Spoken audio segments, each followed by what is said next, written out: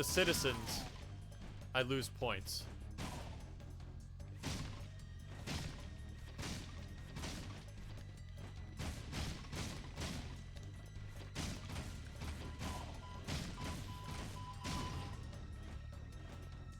Don't shoot the child.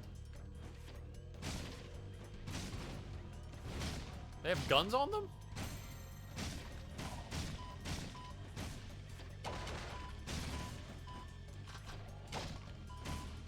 Ow. What's the target score? I didn't even read it. 10,000?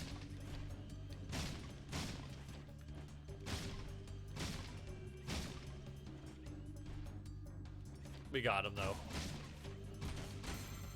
This seems pretty entry level.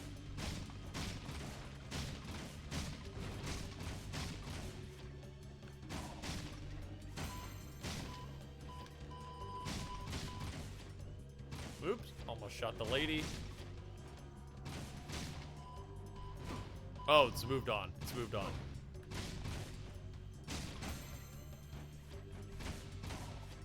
You kind of just have to guess when it's moving on to the next area.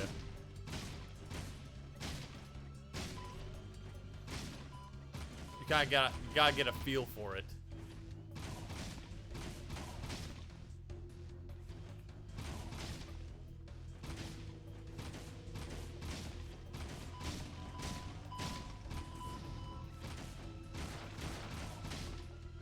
For instance, it's probably going this way now. See?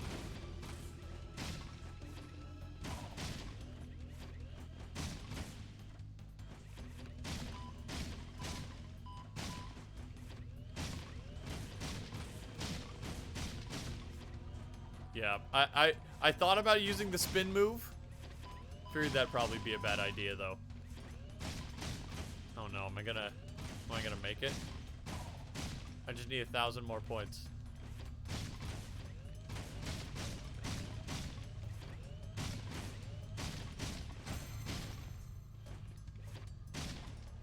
Dang it.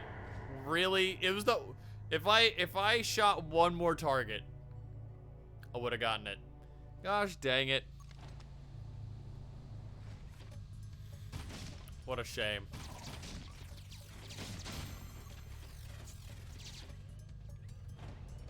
Let's try the bouncer gun. Let's see if that works out for us.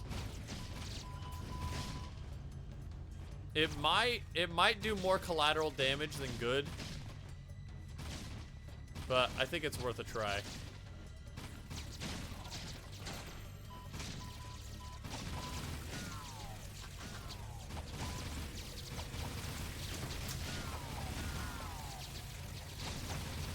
Like, I'm definitely gonna hit every target doing this.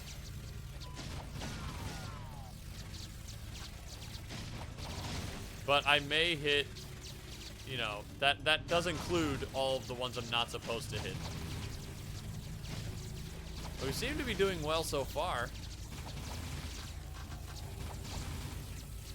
I mean, we're already at 7,000.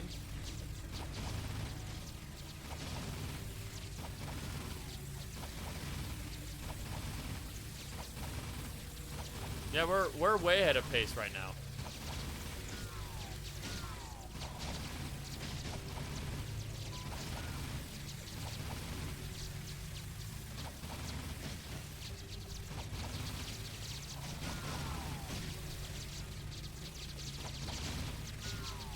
There we go.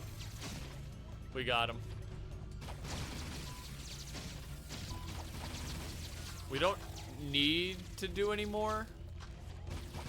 We'd probably be pressing our luck a little bit if we tried. Well, I mean, at this point, I don't think we can hit enough bad targets to lose.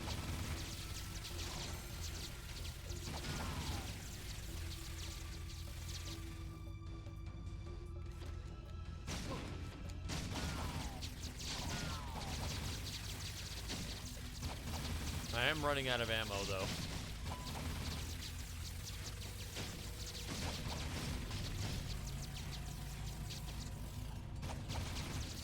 There we go. 16,000 for gold. That's pretty iffy.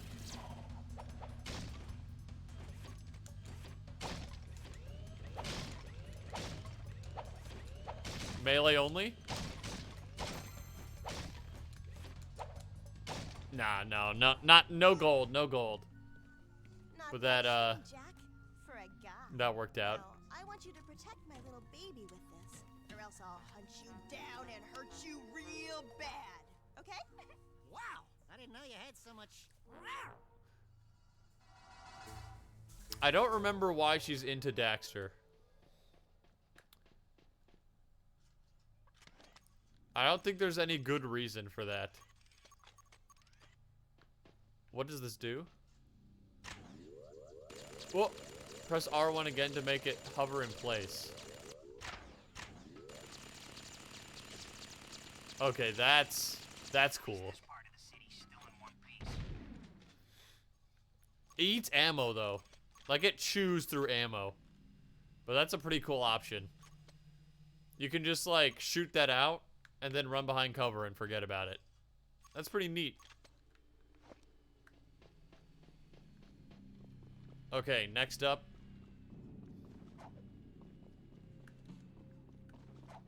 Gotta get back to the bar. Let's see what they want. I don't want to steal any cars. Like, that was sort of like the thing to do in Jak 2 to get around. You steal a car. But I don't know how they're gonna react. I really don't see any guards around here. I got a bad feeling about today. Hold on, let me see. I miss the old Baron. Will they care? Nobody cares. Okay. As long as you don't that's right. As long as you don't steal a cop's car, then they don't care.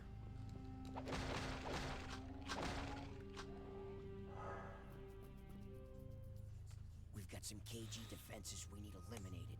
Super range sniper cannons are keeping our men pinned down. Jack, you need to find those hidden cannons and take them out. There's sure to be an enemy counterattack when they see what you're up to, so watch out.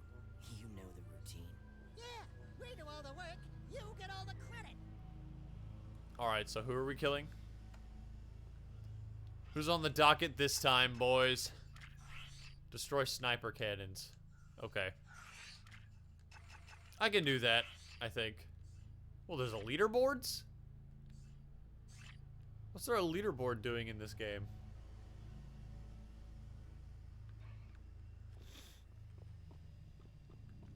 I guess just, like, for yourself? Please give me this vehicle. Thank you. And we got some ammo. We'll use this one.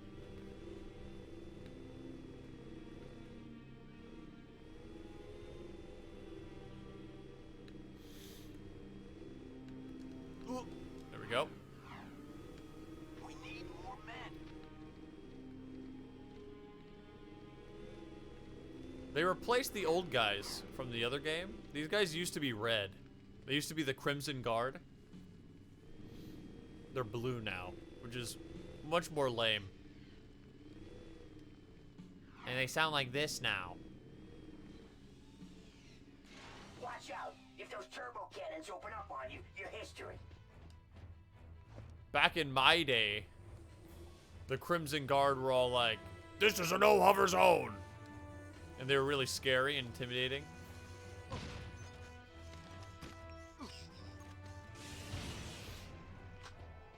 Did it force me out of my vehicle? Wait, is this actually a no-hover zone? They used to say that it was a no-hover zone in the last game. Like, that was one of their just, like, throwaway lines. Like, this is a no-hover zone. But they never actually made you get out of the vehicle. This truly is a step up in technology.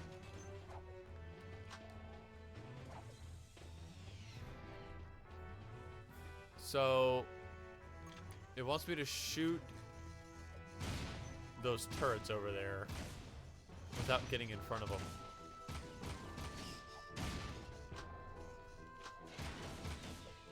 That's the sniper cannon, isn't it?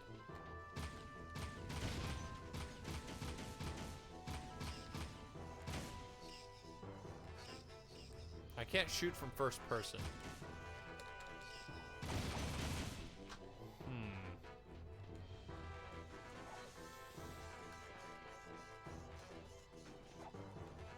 Okay, well, let's just see how close we can get, I guess.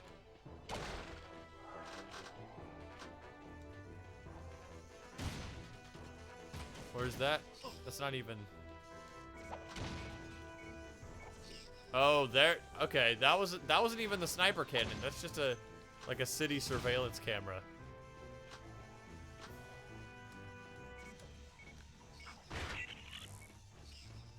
I see. I see how this is gonna work. Okay. Press the buttons before they shoot you. Got it.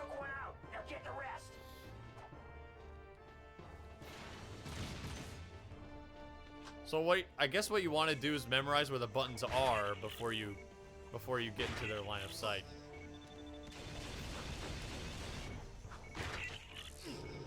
Watch out for these little bug boys.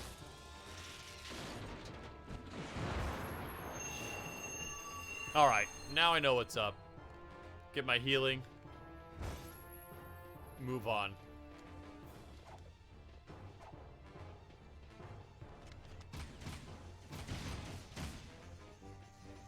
Oh, crap. They do 2 pips of damage.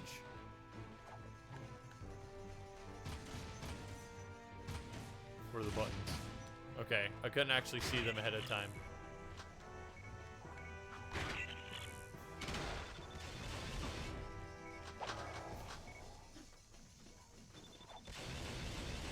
Hey, I remember this place. Oh, it's timed. It's time sensitive.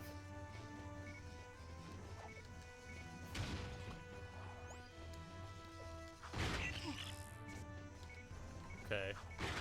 Wait, what?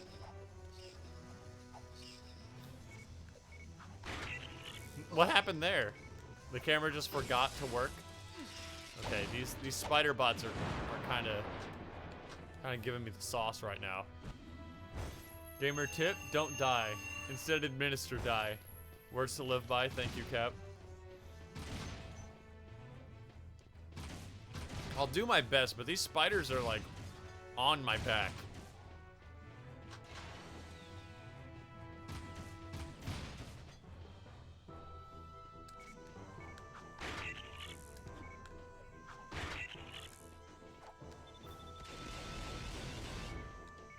No damage? Clean? Oh, well, almost. That guy got me at the very end. Can we actually do a mission first time? This time? I don't think I've managed to do that yet.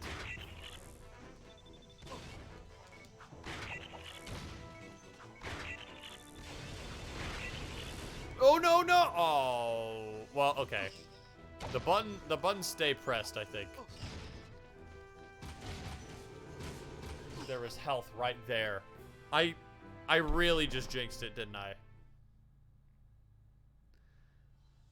Hera was saying, hey, we're actually gonna do a mission first time this time. We're not gonna die.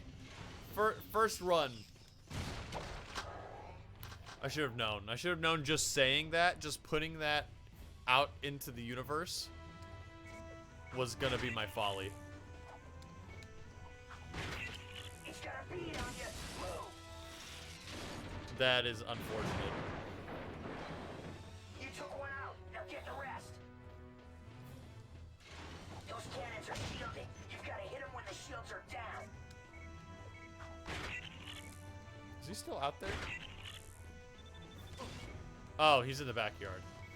I was like, I can't hear him mowing anymore. Sometimes I think that he's like he's left already, or that the sound of the mower is somebody else. And I'm like, wait, I have a backyard. I forget how big the backyard actually is. I mean, at least compared to the rest of the properties in my neighborhood. We probably have the best acreage in the entire neighborhood. You know, not to boast or anything. But this property is probably pretty valuable. Well, like, but granted, only for the property itself. Like, only for the land. Nothing else about this house is worth anything.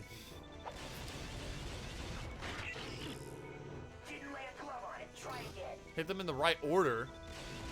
Since when was there an order?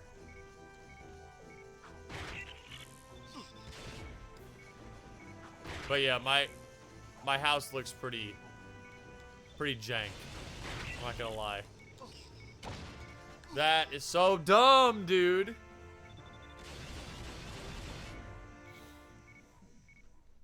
My next door neighbor. She's like a gardener. Right, she's like, Watch out. If those apparently she used to like live in the mountains of California or something crazy like that. But she's you know, she's a pretty avid gardener. got a bead on you. Move. And for the last I don't know, a couple months or so, she's been like planting flowers in her driveway and fixing up the driveway and stuff like that. A lot of driveway work. You know, she lined the perimeter of her yard with flowers. And I'm like, man, she's really making my house look like poop. Like, for real, for real. Like, you look at her house next to mine, night and day.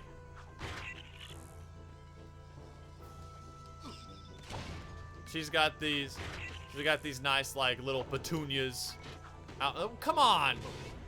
She's got, like, these nice petunias out in the yard, and, you know, she's got a nice little patio and a well-kept driveway. And then you look to the left, and you got my house. If there wasn't a car in the driveway, you'd think it was abandoned. You know? Like, no decor. I have a flagpole in my yard with no flag on it. It's just an empty pole. The porch is falling apart. I'm pretty sure the steps on my porch are actually a hazard.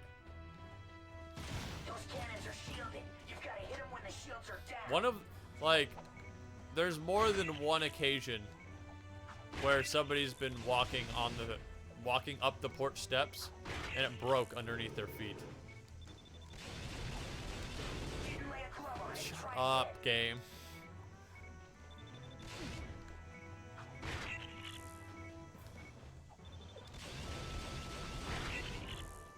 But yeah, my property only worth it for the yardage. What did I do wrong, game?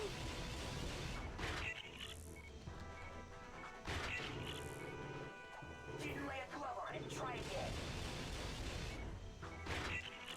I'm not sure what it is that I'm doing wrong. I did it first try last time. Am I just taking too long?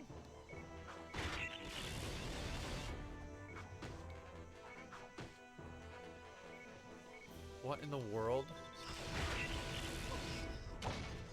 What is happening?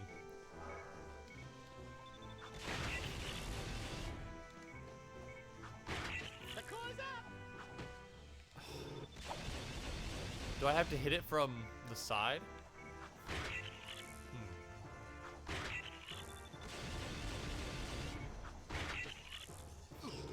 There it is.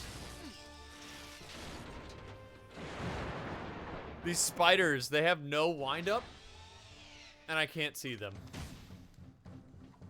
And I'm bad at the game. I should have listened to Captain Wasabas' gamer tip I guess it just wants me to do it fast. It's got a bead on you.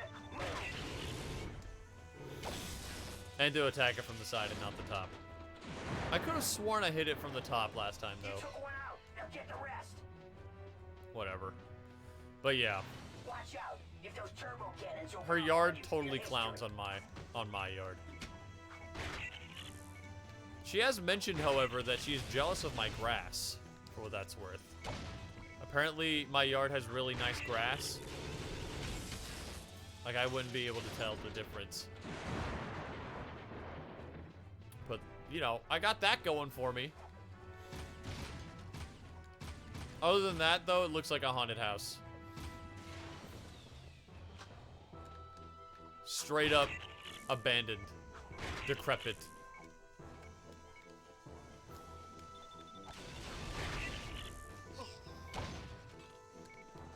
Oh, speaking of haunted house, actually, I think I mentioned before that,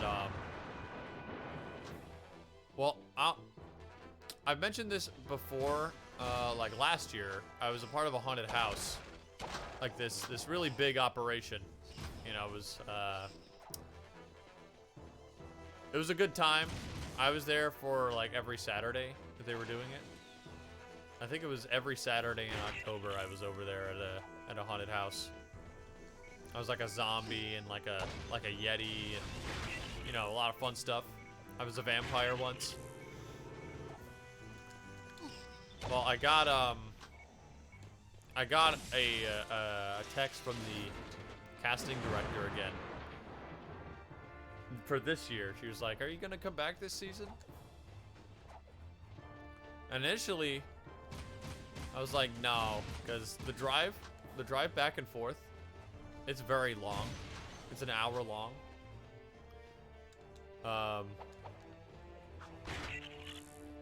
And like the haunt night ends typically at like 12, from anywhere from 12 to 2 o'clock a.m. Which is brutal. For a night drive. Right, and like, I'd already committed to doing those days last year. But every time I drove back home, I'm pretty sure I fell asleep at least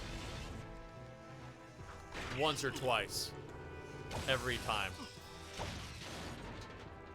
Which of course is super dangerous. Good work, Jack. That'll help us maneuver better. I'd say we've got him worried. You know? Like, you don't want to be falling asleep on the road.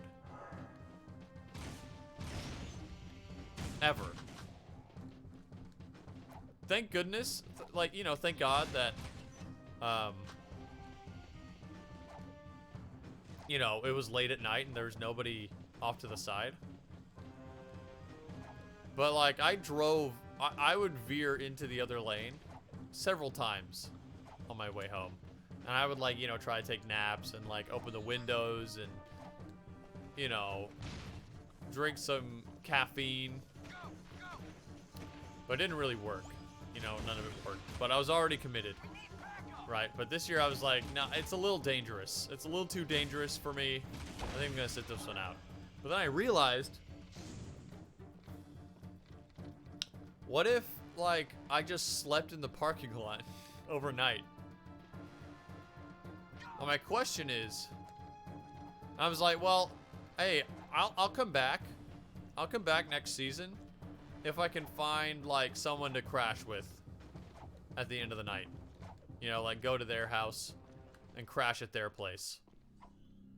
Or if I can just sleep in the parking lot. Now, the guys over at the haunt, they're all generally pretty cool people. But, like, I don't know if I know them all personally enough for me to be comfortable, like, just crashing at their place, you know? So I feel like sleeping in the parking lot is a better choice. Not like in the parking lot, but, you know, like in my car. The thing is, I don't know if I'm allowed to do that. Like, is that legal? Can I just sleep in my car in the parking lot? I guess that'd be up to the building, right?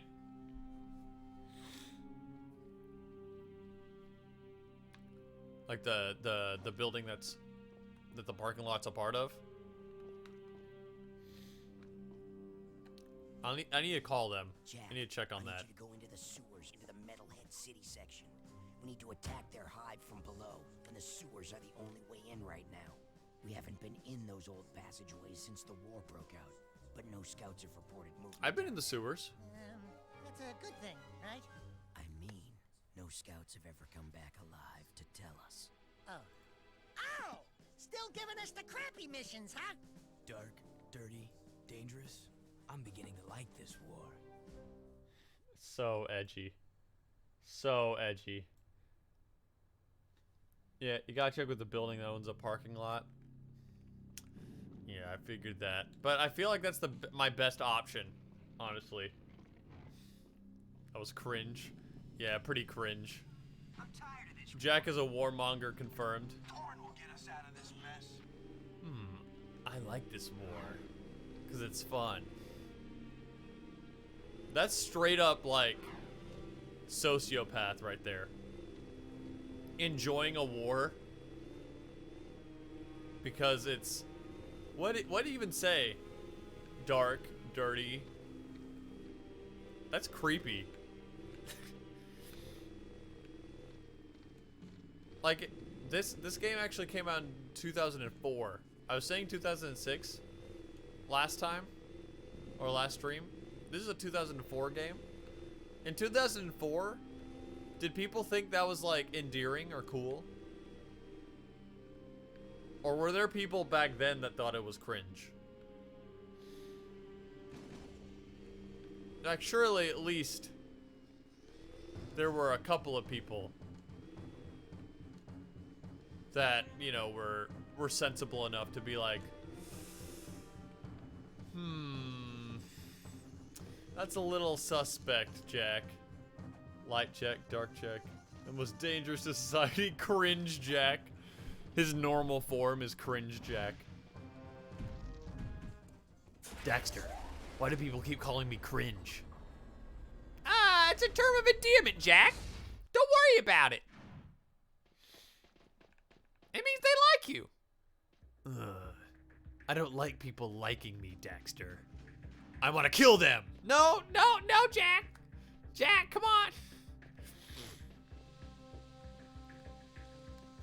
Which way am I going, by the way? Let me check my map.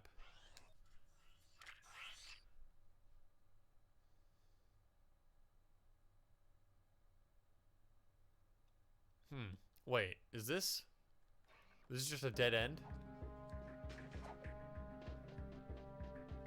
Very fun. But anyway, yeah. If I can figure out, my deadline is sometime in June to figure out my my situation there. So I have some time. I'm a part of a Facebook group as well. Like they have a Facebook group for all the cast members, and I'm still on it from last season. I put a message in there like, hey, when the season starts up, anybody willing to let me crash at their place after shows? My drive home is dangerous. That was a few days ago. I haven't gotten any responses back. But I know that people are seeing it because it says, like, you know, 52 people have seen this. But no responses yet. I'm in a Discord with some of the people. Haven't gotten any responses from them. So, it's a waiting game. If I don't get anything back, I think I'm just going to, like, I think I'll resort to parking lot option. I don't want to have to. Hopefully, I mean, you know what? I said that I don't really feel comfortable. I think there are a few people that I'd be cool with. But I don't know, like the culture of the haunt culture is like crazy, you know?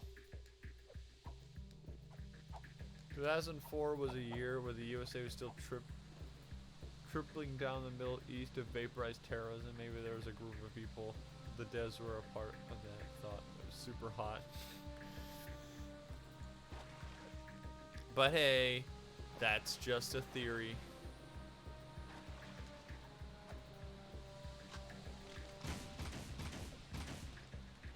But yeah, there are some people that are cool. But I doubt that it's just gonna be like, you know, I go over to their house and it's just them and me. This crowd seems like the type that, like, you know, like 20 people come to one person's apartment and they all have like a party there. You know? I don't mean like a Mario party. I mean like, you know, like a party. And I'm not into that kind of stuff, personally. So I don't know if I'd be comfortable with that kind of arrangement, because I'm the kind of person, I just want to get there and jump into a pit and die. That's the kind of person that I am. I'm the kind of person that would want to get like to the crash pad and just fall asleep. You know? Cause I take my sleep seriously.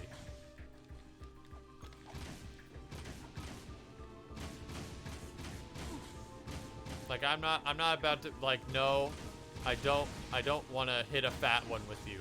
I don't want to do doinks in Amish country. I just want to go to bed. You know.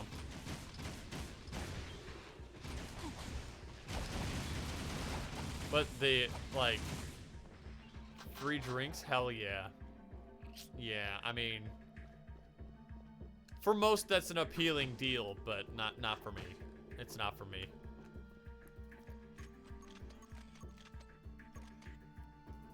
But a lot of the, it's funny too. This is sort of a side tangent, but like, a lot of the people who do this haunting stuff, it's like 80% of their identity, you know? Like they eat, sleep, breathe haunting.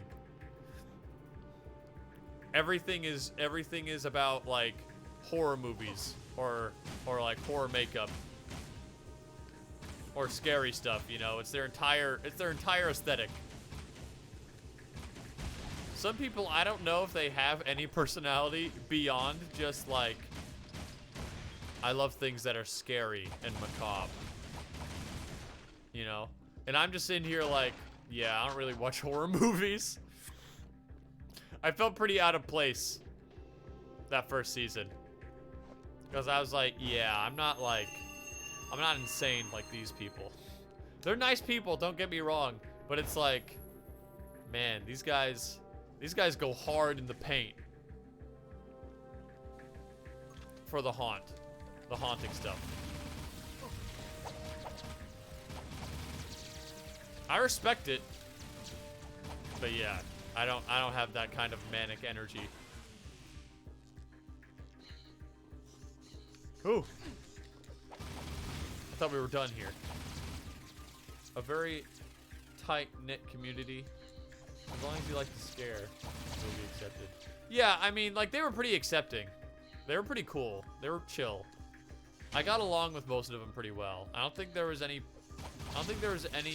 person there that, like, gave me a hard time or anything.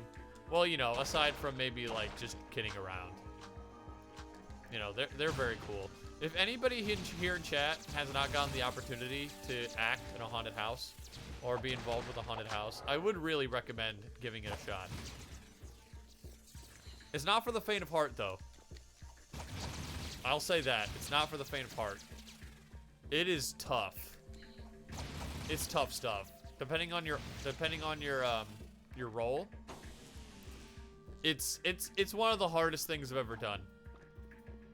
It's like furries, kind of weird, but very friendly people slash animals. I don't know. Well, okay, yeah. I think you're kind of right there. You kind of have the right idea. Oh no. Okay, you kind of have the right idea there. It is sort of the same vibe.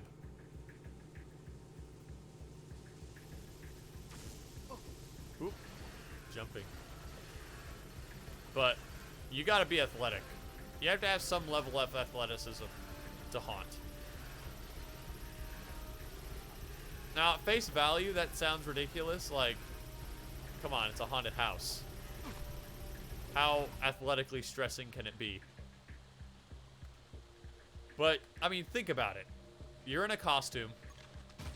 Sometimes, in my case, you may be in, like, a full-body ghillie suit for upwards of 6 to 8 hours. And you have to maintain...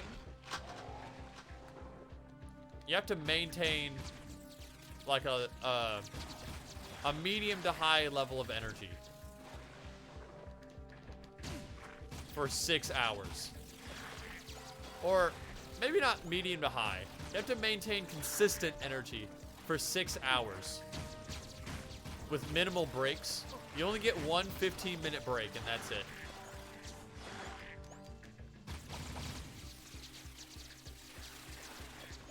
You leave out of the haunt, go to the break room for 15 minutes, take a breather, and then you're back in the business. You're sweating, you know. Sometimes you can bring snacks and you can bring water, and that's, you know, that's obviously encouraged. But sometimes you just don't have time to get like any of your trail mix. I took trail mix with me. You don't have time to like drink water or eat trail mix because like there are people coming. You know what I mean?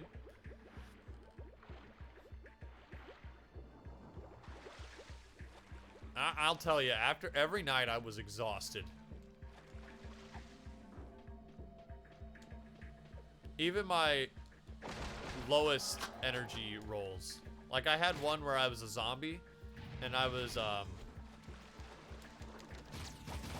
I would pop out from behind a bookcase at people. You know, that's not a full body act. So it was relatively easy. That's one of the easiest rolls in the show. Man, I was dog tired.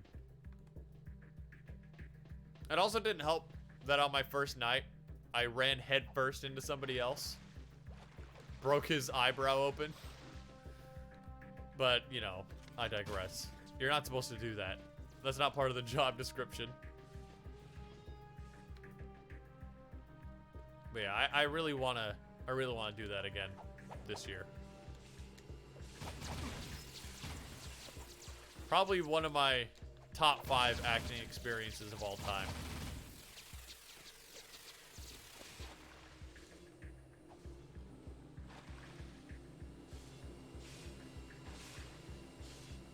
What is this? Yeah, and that's saying something because I've had a lot of acting experiences in my day.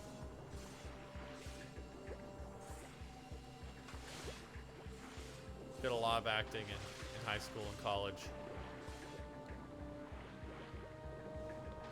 But haunted house hits different. And that's not even to mention, like, if you have to deliver lines, like actual spoken dialogue, like some people do. Because you have to, like, ad-lib lines all night.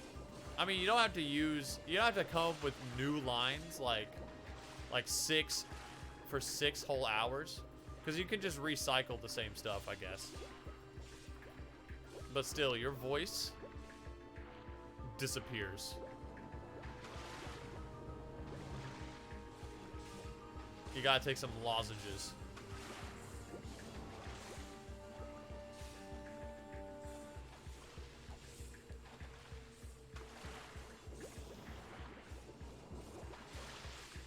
You also better hope that you like pasta.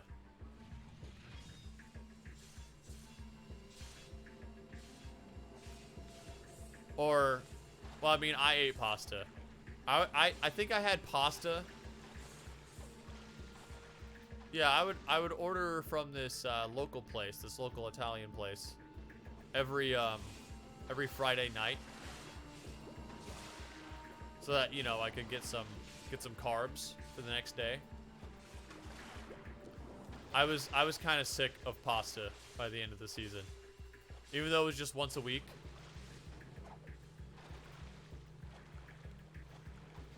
It started to really like there aren't enough pasta dishes on the menu anymore.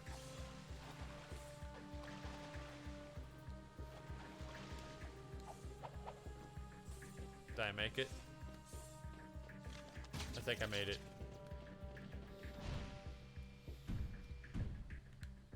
Get out of the way. I need to drink water.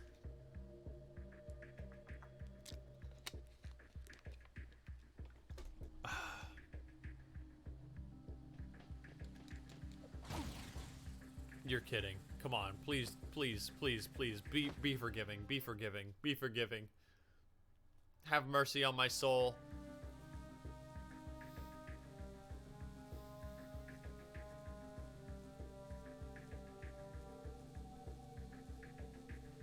They did not have mercy on my soul. Very cool. Very cool. Well,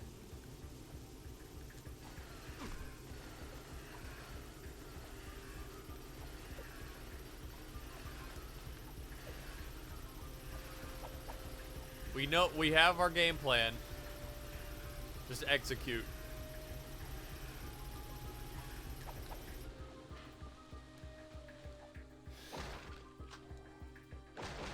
I think one problem that I'm having is that the shade of red and the shade of green that they use for, like, the health bar, they look similar to me. Like, they're pretty close at a glance. Like, when you're just looking at the corner of your eye. At any given time, I don't really have a good frame of reference of how much health I have.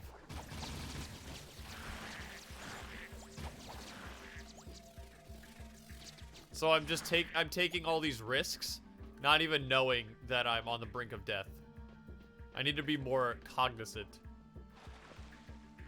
You are colorblind? I'm not colorblind.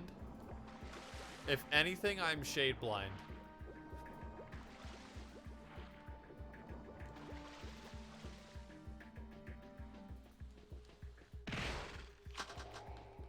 It also doesn't help that it's like, it only pops up momentarily.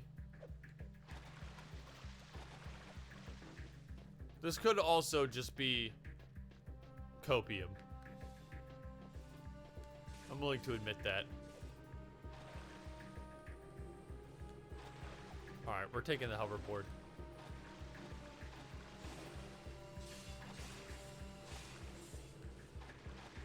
Come on. Wait. Oh, I didn't even need to come in here. The buttons were already pressed. It did me a solid and I didn't even realize.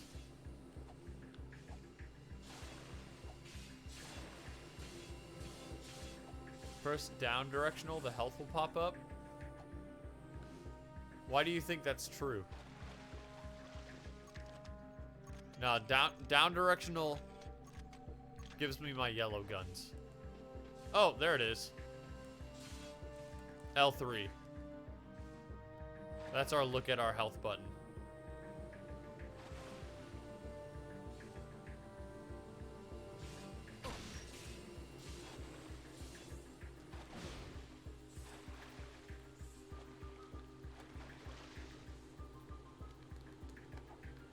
There we go. I meant L3. Okay. Alright. We're not playing around anymore.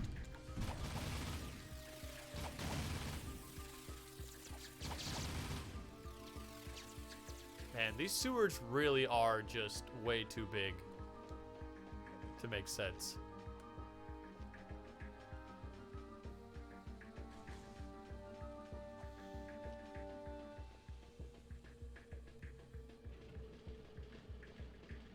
Come on. Did I win? Imagine if I accidentally went backwards just now. Oh no, this looks different. Jack, this is Ashlyn. I'm glad you're back in the fight. You're behind enemy lines now, so watch yourself. I need you to take out a cache of Dark Eco near the Southport border. We have reports that the metalheads are using it to create terrible Dark Eco weapons to infect the city. We've got to stop that at all costs. Good luck, soldier. Wow, this is crazy looking.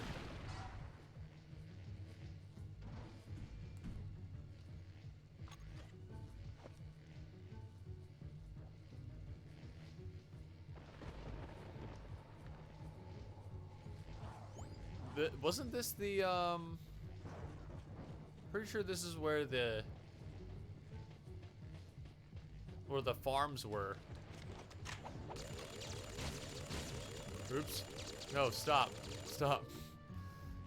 I didn't mean to use all of that ammo.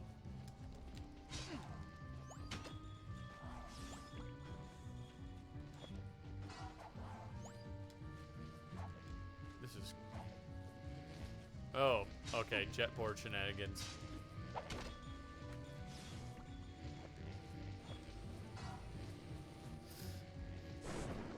Okay.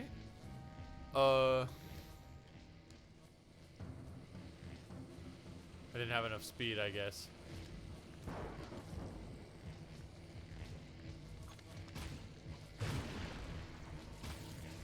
This is the thingy.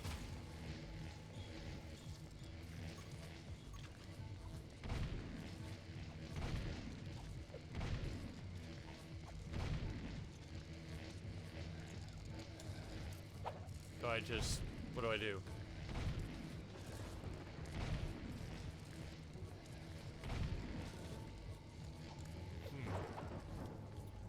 Okay. Are you the answer?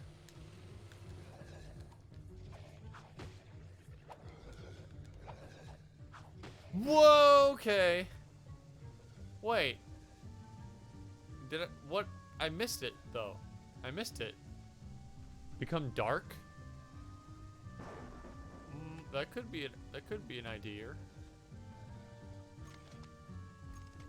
Alright, let me backtrack over there and give that a shot.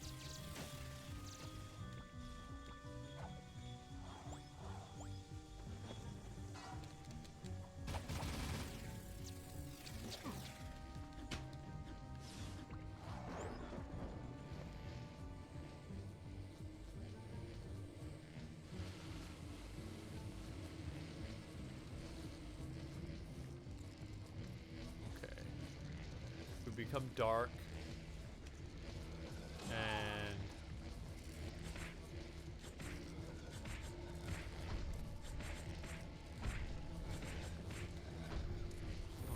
well, it didn't seem to do anything. Oh, right, okay. Here we go. Jump on the thing. There we go. Okay, I needed to use the little geyser to get up. That makes sense.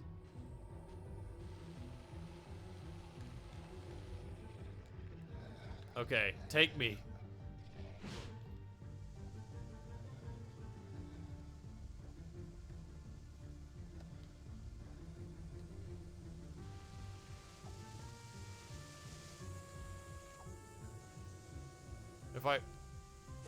If I follow these rails, I should be good. I mean, that's what it clearly wants me to do.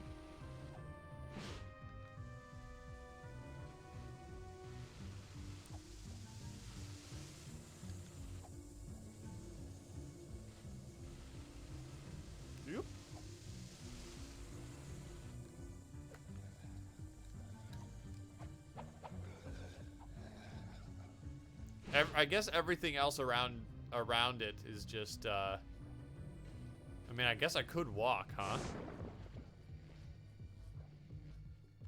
Just take the byways. Well, then I probably couldn't be able to... I'd probably be cut off from the towers in the middle.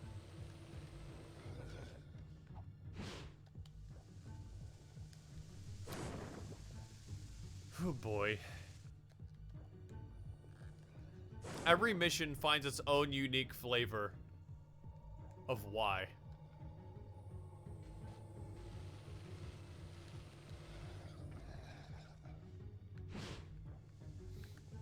What's happening here is that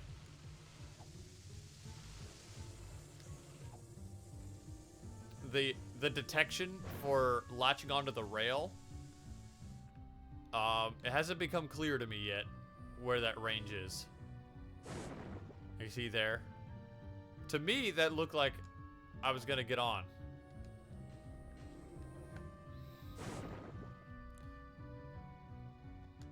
If I hold it down... Okay.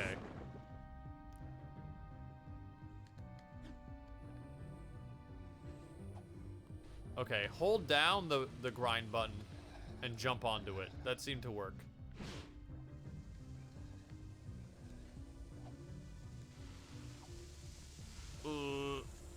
Jumping over these things, though, that's the scary part.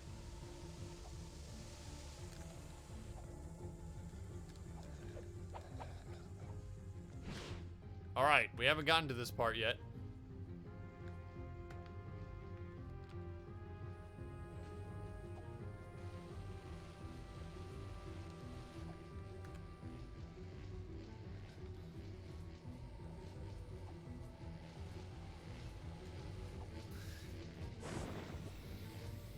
I'm a fool.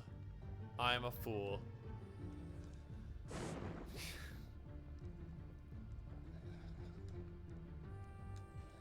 This is another test of patience.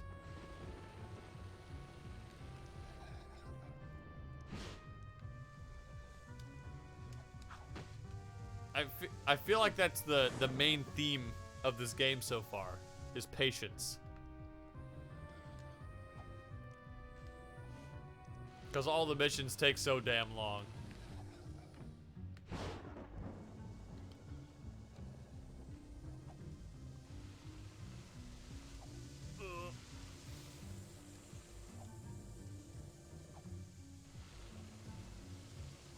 No. I need to build up speed. That's the thing. What was that? Okay. Jump, flip.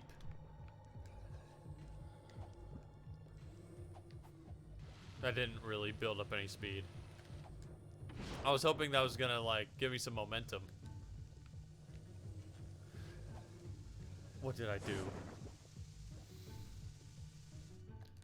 Do you see how many of these things there are?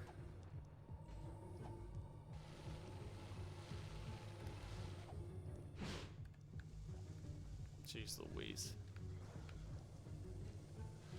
Why did you do that, Jack? Why did you do that? Do these things have collision on them? Like the little tendrils connected to the platform?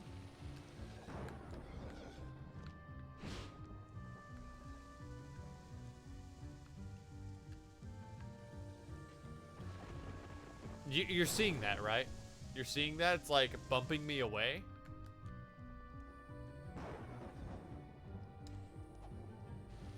Maybe it's because I am holding down the grind button. Let me try not doing that. Yeah. You can't hold down the grind button. You gotta start pressing it as you're descending onto the rail.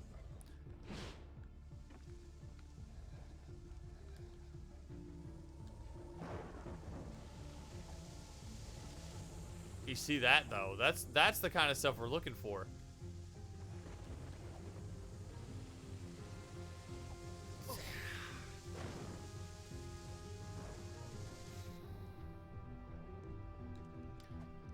Well, I feel like we're gonna be here for a while. I I felt like there was something I wanted to...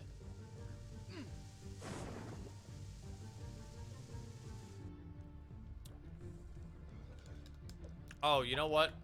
I wanted to talk about the, and I hate to use this word, but, content. My plans for what kind of content I want to make in the future. Because I've been thinking about it a lot recently. And I hate to use the word content, because it feels just so, like, I associate the word content nowadays with, like, you know, trying to sell you something. It's taken on the form of a buzzword to me. I don't like using it, but there's no real alternative. So my content, right? Like what kind of content I want to make.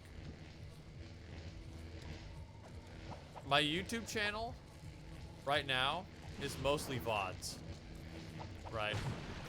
But at the beginning of the channel, if you go to the very start of my upload history, you'll see that there was, like, you know, like voiceover auditions and you know, kind of like the thing that we did with the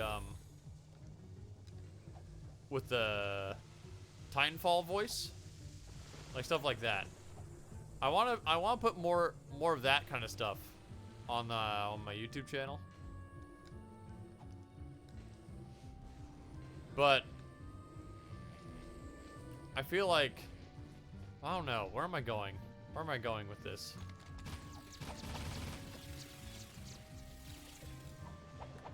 I'm not gonna stop streaming anytime soon. I think I've resolved that. I'd like to keep streaming. But I think a little bit my stream is maybe having the opposite effect of what I intended, right? A part of me is hesitant to work on anything creative outside of the stream. Which on one hand is, you know, like the stream's point, like the point of doing it was so that I would do more creative stuff, which I am. But like I need to transfer that to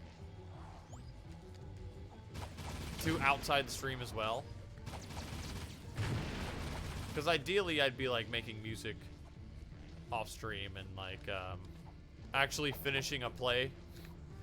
I haven't finished a play in a while. Like the early half of last year, I think, is the last time I actually finished one, let alone work on one.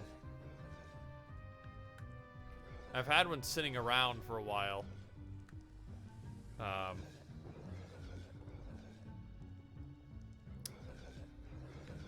But I just haven't like gotten around to I really thought that shot me into the acid. I haven't gotten around to working on it because I've been busy with a lot of other stuff. Mostly I've been busy with Ego and Opus. And I'm glad that that right now is more or less done.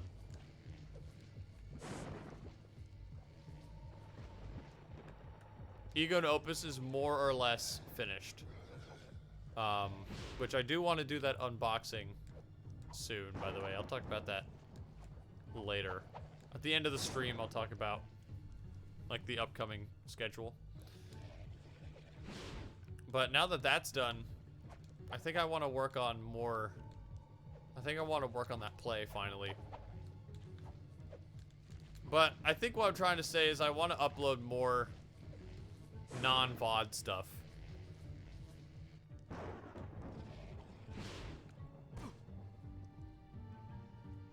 Which, you know, it'll probably hurt me in the algorithm. The almighty algorithm, you know? The YouTube one. But, I think that's okay. I think that's fine. I'm certainly not here streaming because it makes me popular. You know.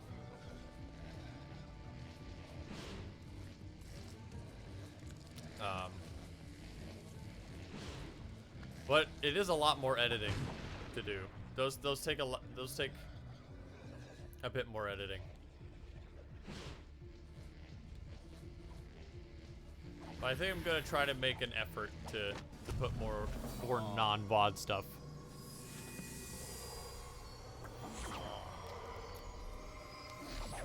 And speaking of which, it's a good segue into something else I wanted to talk about. What's going on here?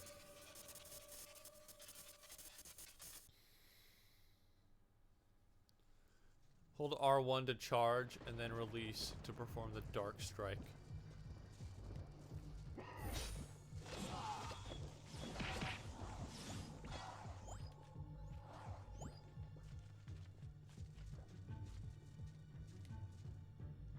To charge and then release.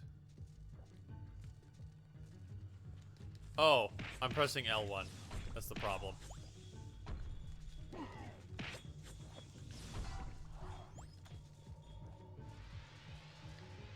Hadouken! Yo, they really gave me a Hadouken. Jack, my boy, Samos here. While you're near the entrance to South Haven Forest, could you please go check out reports of a dark eco infestation there? It seems someone is still experimenting with dark eco. If you find infected plants, you must destroy them before they spread. There are some ancient precursor pillars in the forest that may have a link to the catacombs. But if the metalheads overrun the place, we'll never know for sure. Make me proud.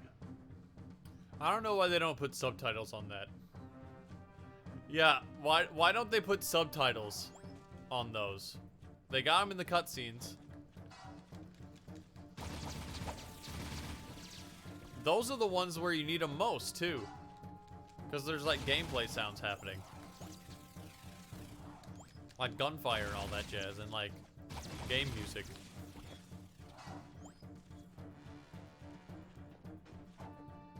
But, yeah, as I was saying before I interrupted myself.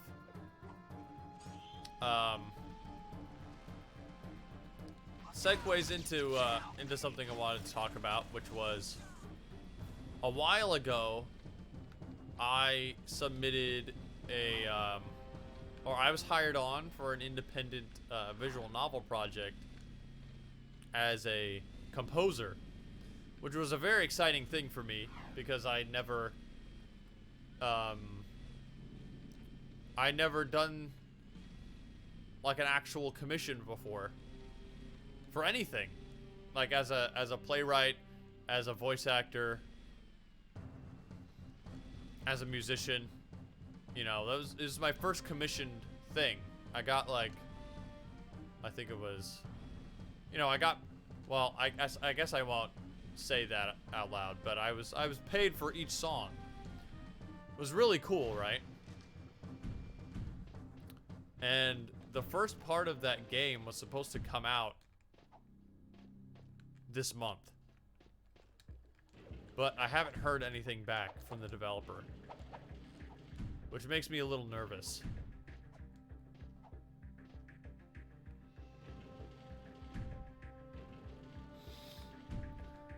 They did say that, like, they had to stop development a little bit, or they had to delay the release by a couple of weeks because they had, like, family stuff they were dealing with, which is, of course, acceptable. Jack, you can kill those plants with your jet board. Just scoop up green eco energy and then lay it down over the plants. Which, of course, is like, you know, that's no problem. You know, do whatever you have to do. For your family.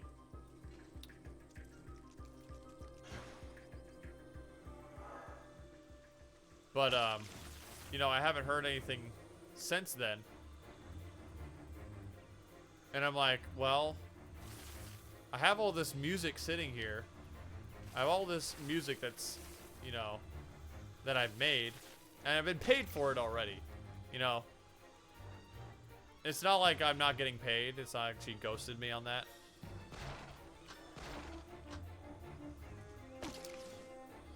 But like, if the game's not coming out, I'd like to know, you know? Because then I could actually release that music.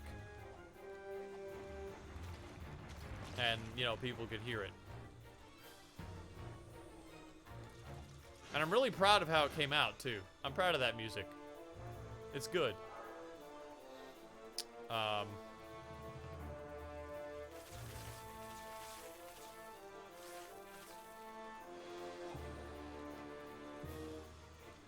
But I'm not sure. And I'm pretty sure I still have...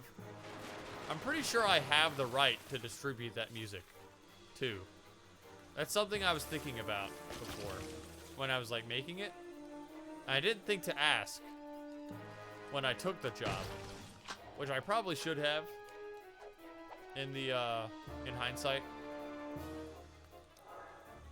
But, like, I made this commission for this person. Which means, you know, they paid for me to make music for them. Which means that they own the music, right? Like, the music belongs to them because I made it for them. But I also have the right to distribute it, don't I? Because I'm the one who made it. That's how it works. I'm pretty sure. Or at least that's how it should work. That makes sense to me. Like, you know, of course I'd be like, here's the music I made from the soundtrack of this person's project. You know. That much I would agree that I'm obligated to say. But surely I have the right to post my own music. Right? That sounds default.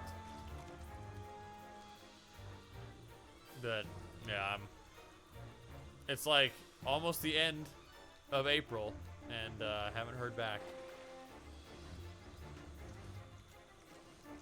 It had a lot of potential too, or I should say it has a lot of potential.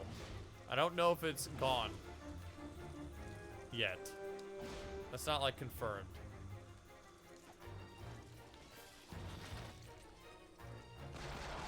I really don't want it to be another project that just, like, dies. You know? There's a lot of those that just never come out. It's like, I have this great idea.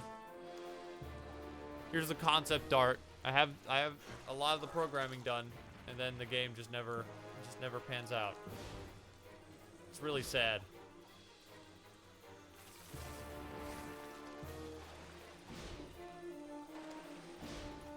Look at that jump.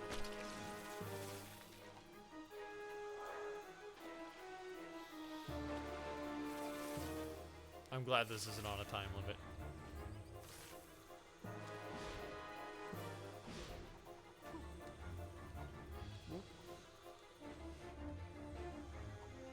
I'm very glad this isn't on a time limit. I've lost all my eco. The green ecos ran out.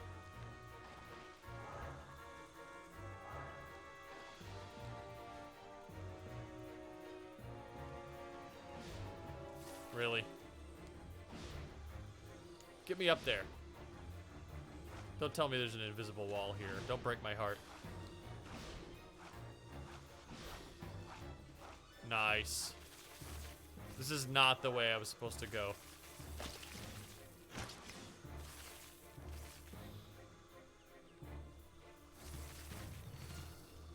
Isn't this level cool looking though? Like, this is a cool looking environment.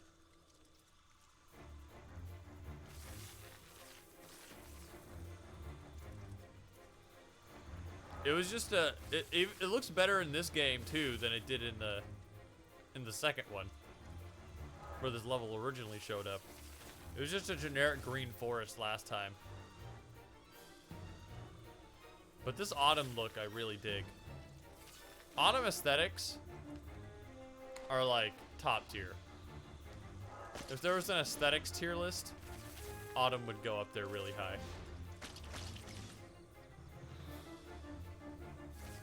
Hold on. Let me. There's an essay in chat. Hold on.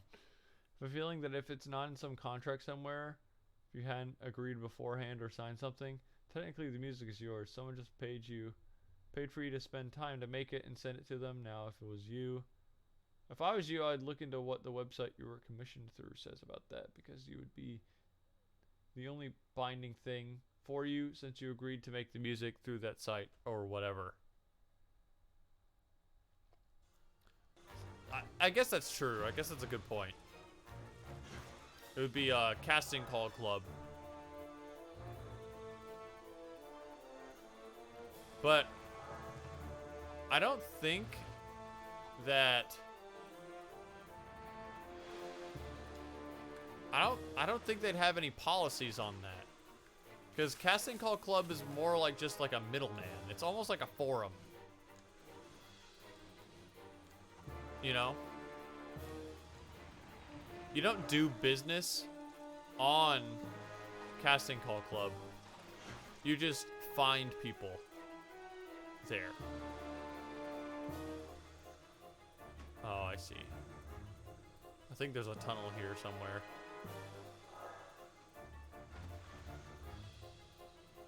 You follow the river.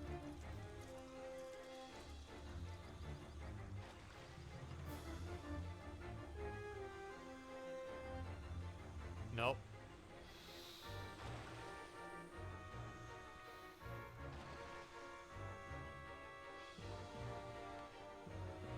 Is it this way? This feels right. Yeah, this is right.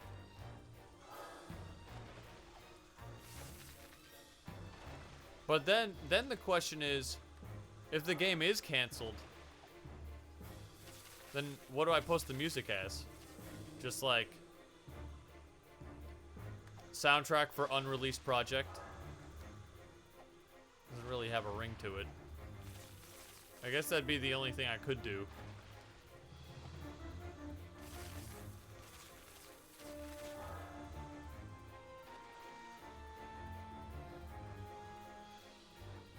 We'll see.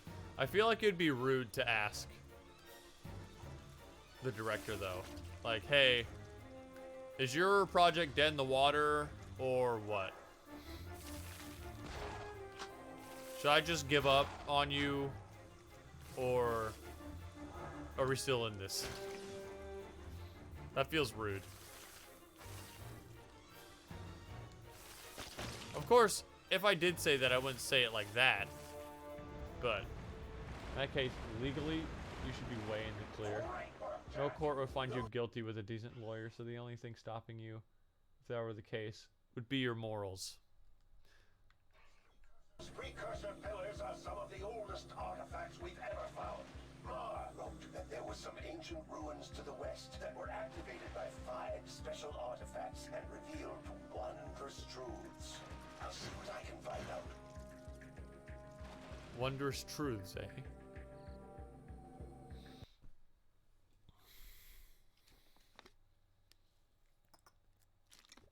I think I would ethically and morally be in the right to post music that I made. But I don't know, I feel like I would still at least ask permission. Like, hey, I'm gonna post my music. You cool with that? You know, just something like that.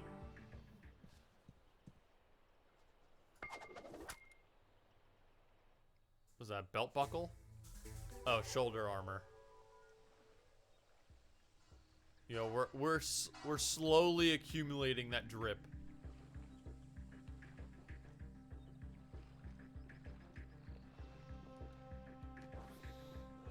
Nope.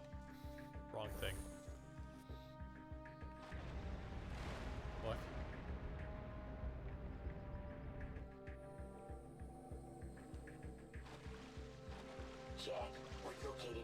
critical power junctions that, if destroyed, could drop some of their shields. Our bang expert Jinx can blow the junctions if you can get him to each one and protect him while he's laying the charges. You remember Jinx? He's waiting in a vehicle outside. Happy blasting. Okay. Now, do you think there's anything to do with these pillars? Samos just said that there's like some special stuff happening. Or maybe this is the pillar that he was talking about.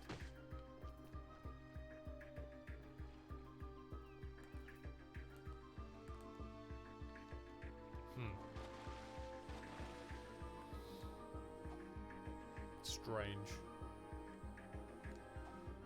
Either way, guess we gotta do some more military missions now.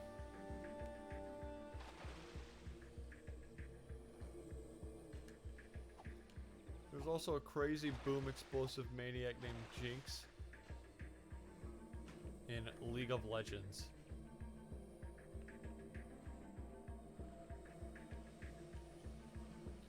I don't remember talking about Jinx. Or is it just because her name sounds kind of like Jack? If you squint really hard with your ears, Jack and Daxter put together could make like Jinx. It's like their ship name, you know? Actually, wouldn't that just be Jax? You're about to meet up with an explosive mechanic named Jinx? Wait, really? I heard the name Chase. I heard Chase and nothing else. Was I really just that deaf there?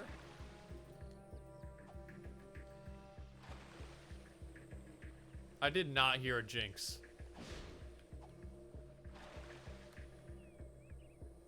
I'm also lost.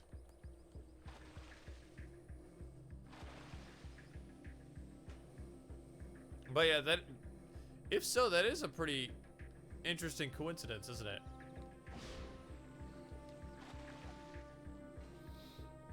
Oh, I think this is it. Yeah, there it is. That's an interesting coincidence.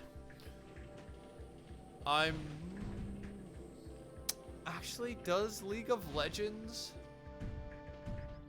predate Jak 3? When did League of Legends come out? League of Legends feels like a 2008 game. I don't actually know. That's just a guess. But it feels like 2008. 2009. Hey there, pretty boy. You ready to rock and rumble? I was close.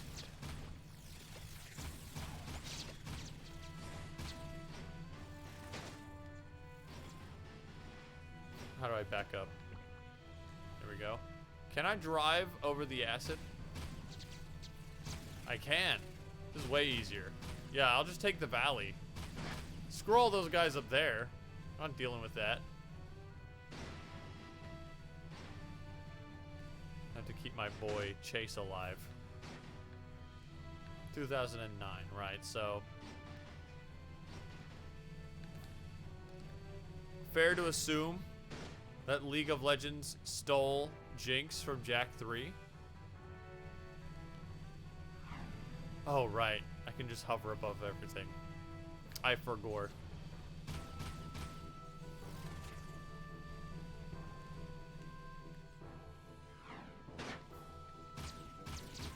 This is the thing I have to blow up, right? Come with me, Goldilocks. I'll be right back. Oh, this is a protect the guy while he does the thing kind of mission. All right, I can do that. Sounds pretty simple. Let's roll. This baby's gonna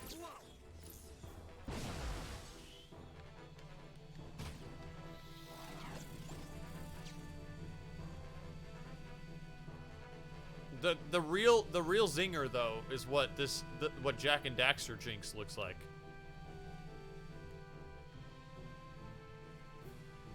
What does League of Legends Jinx looks like? She's got blue hair, right? And a hammer. Is that right? I'll set the charges. You watch my ass. I know at least she has blue hair. I don't think a hammer makes any sense. I think that's a different character.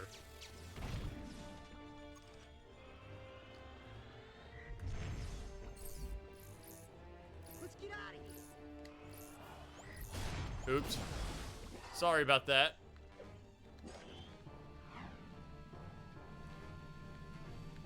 But yeah, if they've got the hair, then I'm definitely calling foul. If not, though, like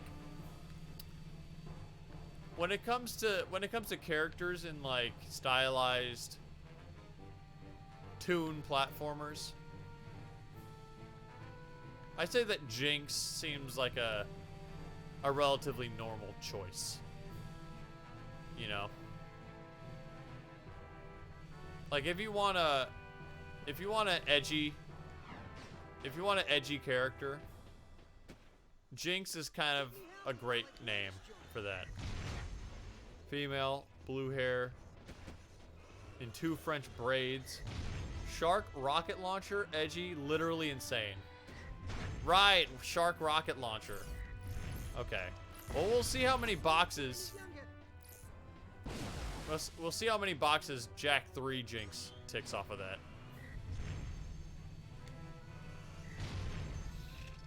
If any. Take the high ground. Never mind. We'll stay down here. It's easier that way.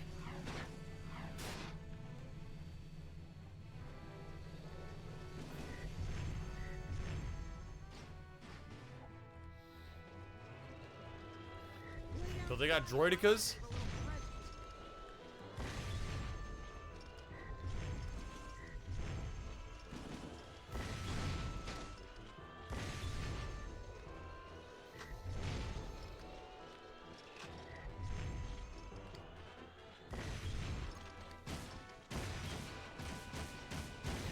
Come on, you're fine. Oh no, can he not get in?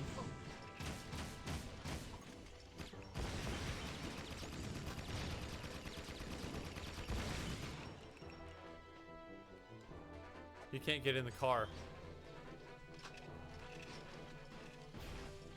Come on, man. Get in the car. What are you doing? What is he doing? Oh my god, look at it, look at this guy. Oh no. He gave me the business. He gave me the old.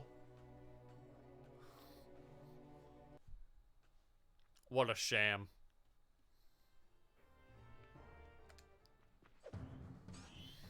Hey there, pretty boy. You ready to rock and rumble?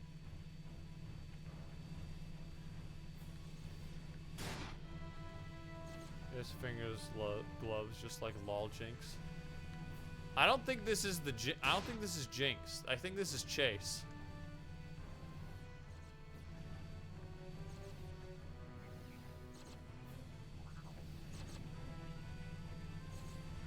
Am I just making Chase up? Is this actually Jinx?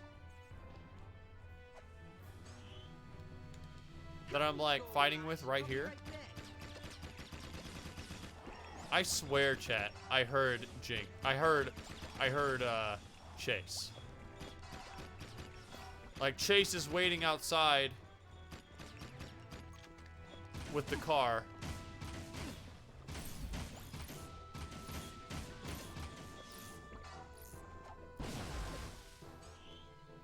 If this is Jinx, no resemblance at all.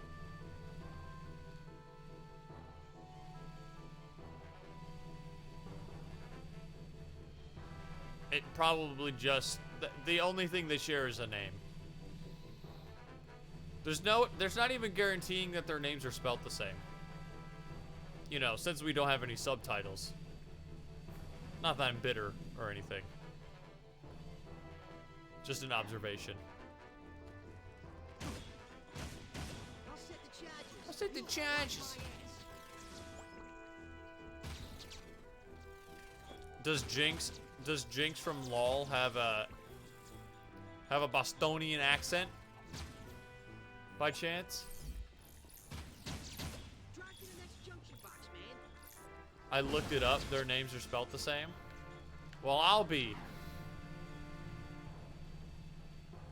Imagine if it was like, whoa, they actually have the same voice actor? They're both voiced by Matt Mercer. Wow, what a coincidence. I'd believe it. He voices everything.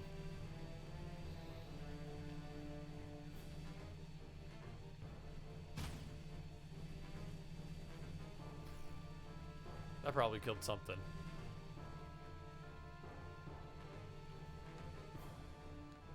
Okay. Give him plenty of space. Keep me healthy while I blow this joint. Give me healthy while I blow this joint, eh? Come on, I'm walking here.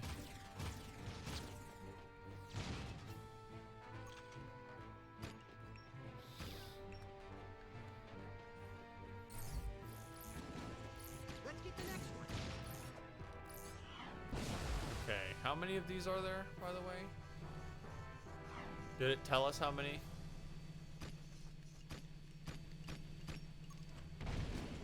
Oh, I'm running low on ammo.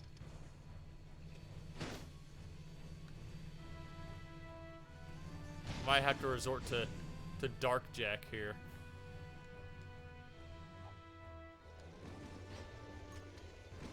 Lay down fire while I leave a little present.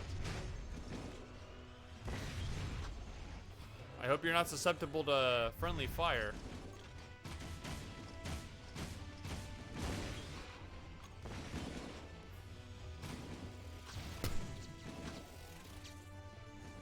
Is there literally any reason to use the default yellow gun? At all? From what I can tell, they do the same thing. Except one of them ricochets and the other doesn't.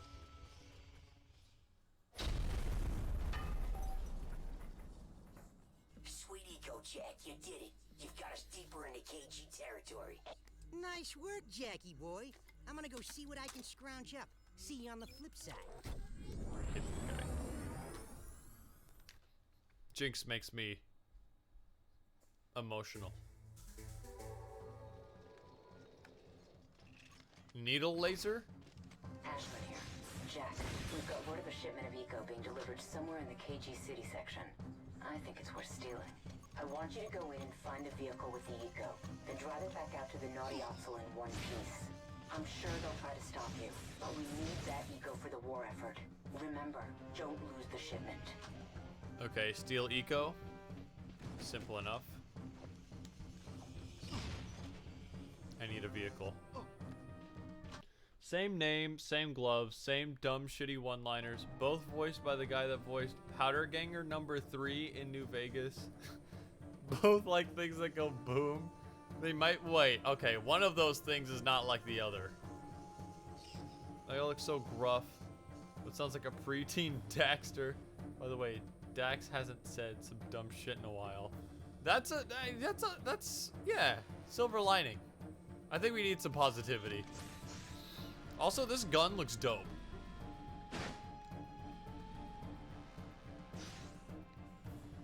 Look at that. That's sick.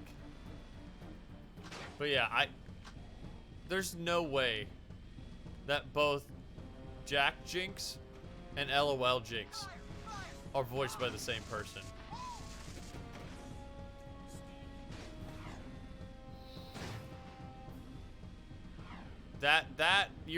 I mean, you have to be joking there, right?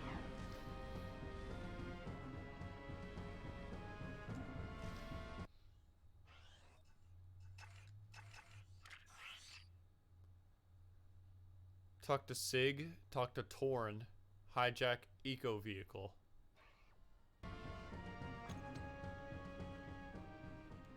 Hold on, where's Sig?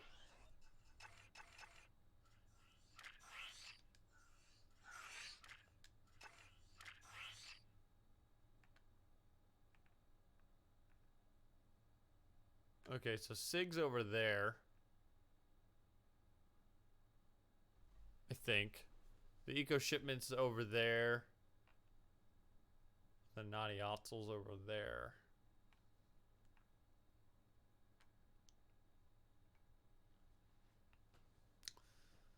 Let's talk to Sig first.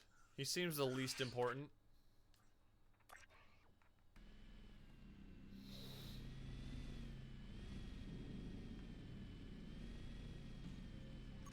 Watch your target. We're just cruising through a war zone. Don't mind us.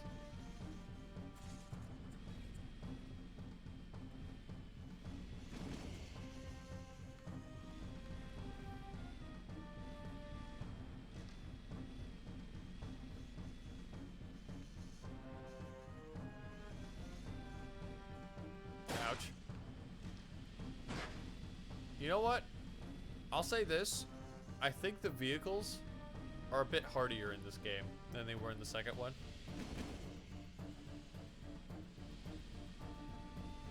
I feel like you don't have to be as gentle with these.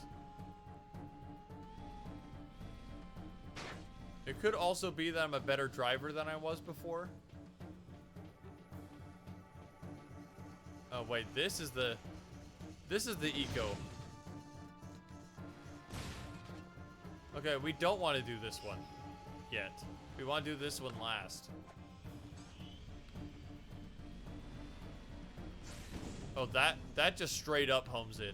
It doesn't even pretend like it's going around randomly. It just straight up heat seeks.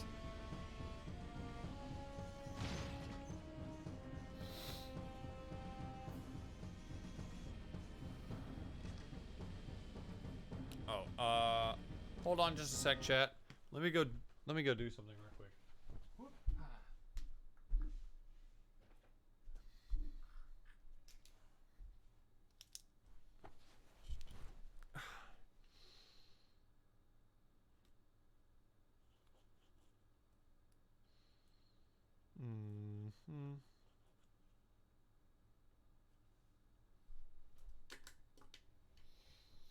Just keeping track of some things.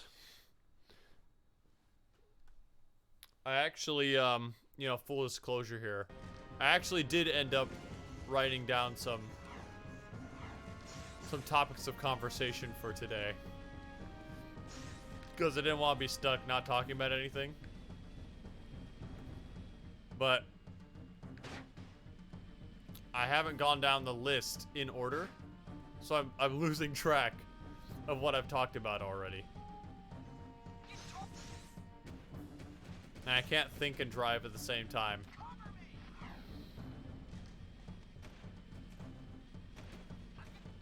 Let's talk to Sig. I want to see what he has to say. Also, hold on. I brought the whiteboard out with me. I don't know why. I felt like maybe we could use it for something, but I mean, I don't even think that anything I write on here will really show up. Will it? Yeah, it's too bright. Well, yeah, it has to adjust a little bit. I don't know. I just felt like having it next to me. Just in case. You know what I mean? You never know when you'll need a whiteboard.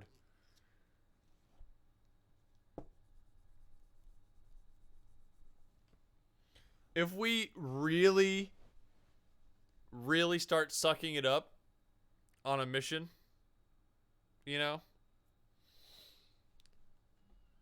we might need to start making battle plans.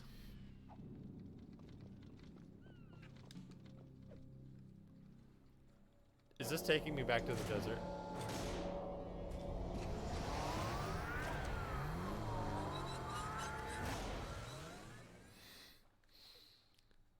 Thanks for coming back to the desert. Now you need to go all the way back through the catacombs to get back into Haven City. Oh, thank goodness. Wait. Talk to Sig. Oh, you know what? Chat, I just remembered.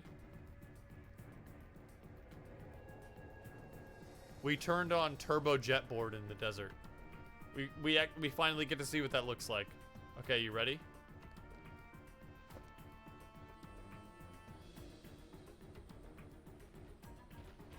Ooh, we fast. Look at us go.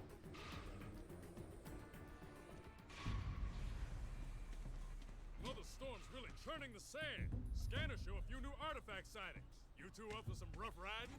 Sure. I can race with the best of them. Good. Take the Oh, vehicle no. and bring us back some booty. You know the drill. Get to the artifacts first, and they're yours to claim. Wasteland or right. Go get them! I should have known that as soon as we went back into the desert, we'd have a race to do.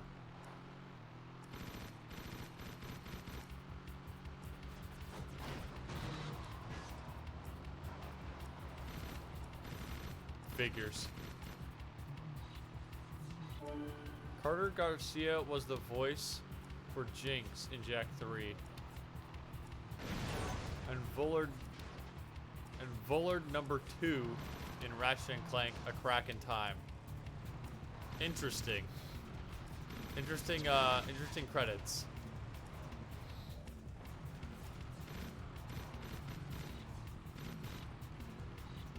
Was he also one of the boomers in Fallout New Vegas, or are you making that part up?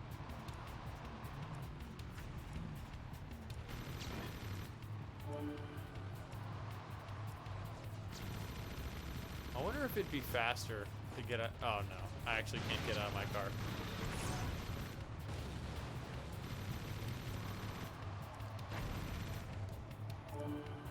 No, I made that part up. Okay, that's what I thought. But yeah, you know what? Crack in Time, that's not one that I played yet. But I have a PS3 now. So, because I'm a big Ratchet and Clank fan, right? But I've only ever been able to play the ones that are on PS2, which is, you know, the first one, Going Commando, Up Your Arsenal, Deadlocked, Size Matters, and Secret Agent Clank.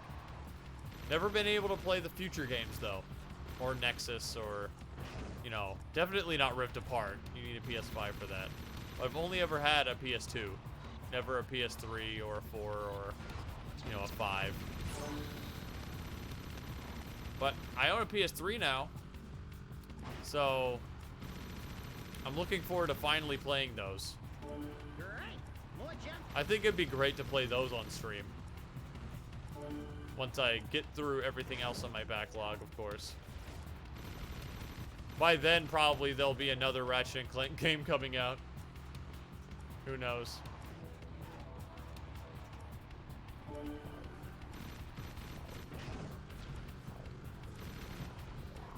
All that to say, I don't know what a Vullard is. I'm guessing that's some sort of race of alien in Ratchet and Clank. It's not a named character, I know that for sure.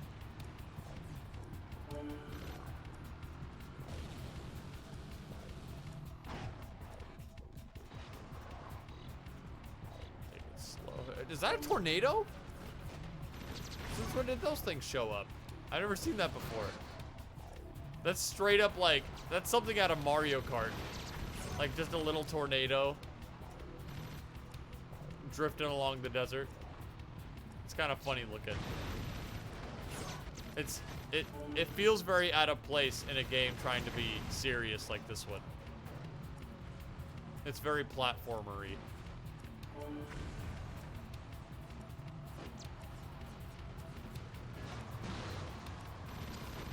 Get out of my way.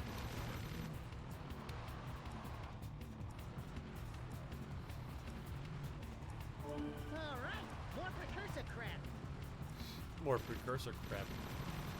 That's me. That's me right now. Retweet, repost.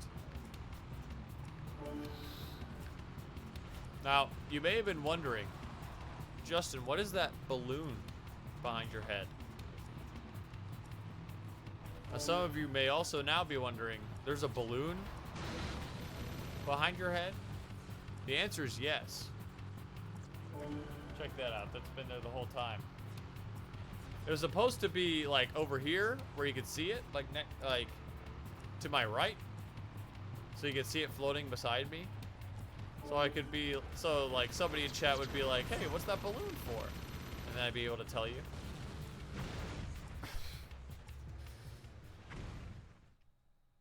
Did that really just happen? That really just happened. Wow. Hold on. I need some water.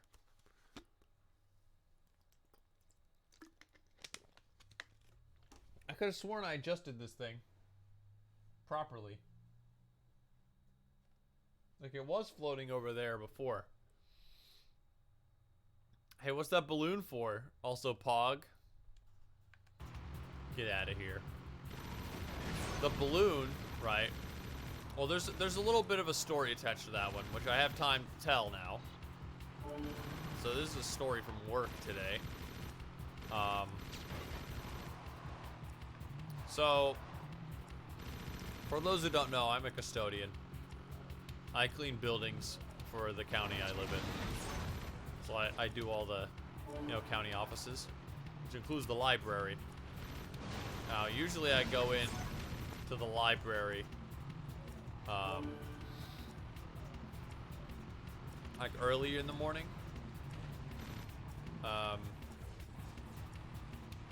When the librarian arrives. The reason for that is a whole nother story. But this week she's off for a conference. Like the whole week.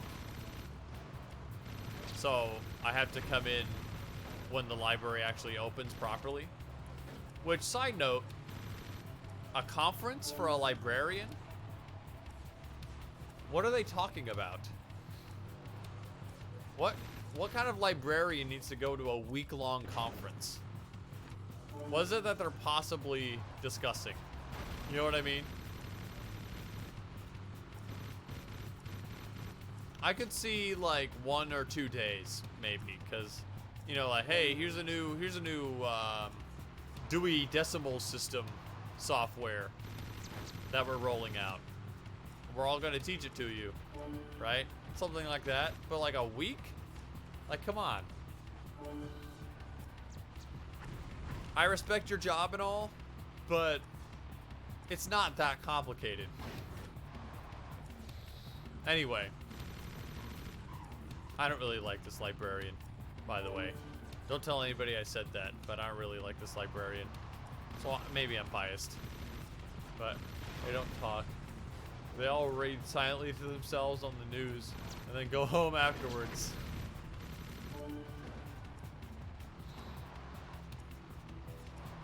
Yeah, it's just one big book club.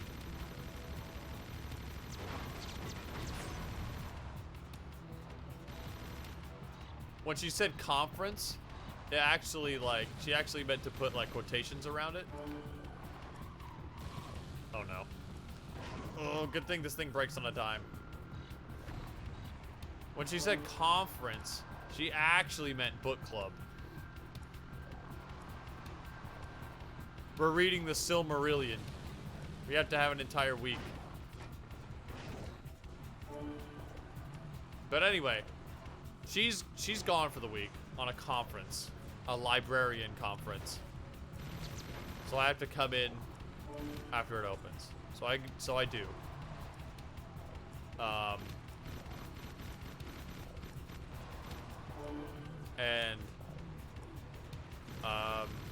I can't vacuum while I'm there.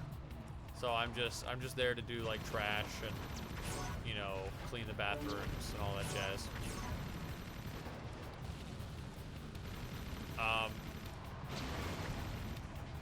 And when I go into the there's like this little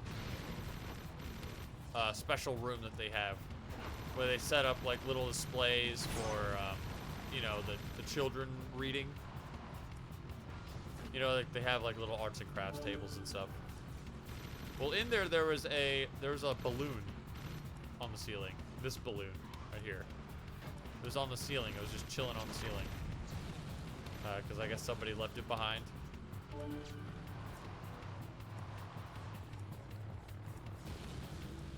I really did the same thing.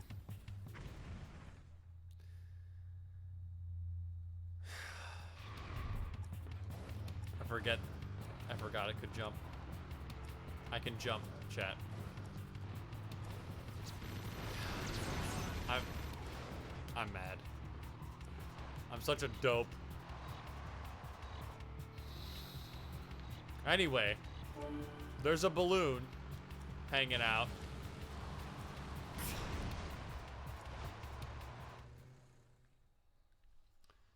And I don't think anything of it, right? Because it's, you know, it's a balloon. What am I gonna think about? Like, oh wow, it's blue, shaped like a star, incredible. But so I leave it be, and I go into the back room to get its trash and stuff, and I guess this doesn't have any. This is kind of a non sequitur, but I go into the back room to clean it, and they have some Rice Krispies there, like in a box, like Rice Krispie treats. And like, I have a bit of a problem, chat. Not to go on another tangent, but I'll go on another tangent here within the tangent. I have a little bit of a problem. Whenever there are like little bowls of candies on any of the office workers' desks, I feel compelled to take some, no matter what it is. Right? Like mints, you know, Hershey's chocolates, Lifesavers,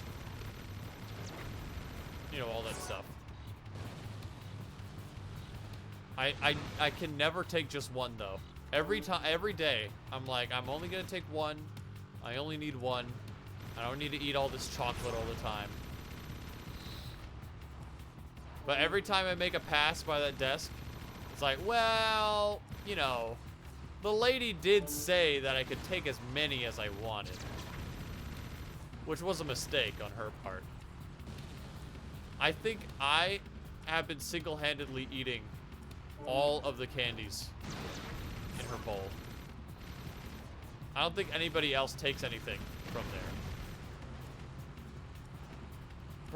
Probably from a place of like, you know, like inhibition, like, oh, you know, somebody else will probably want this more than I do. You know, I shouldn't take any candy.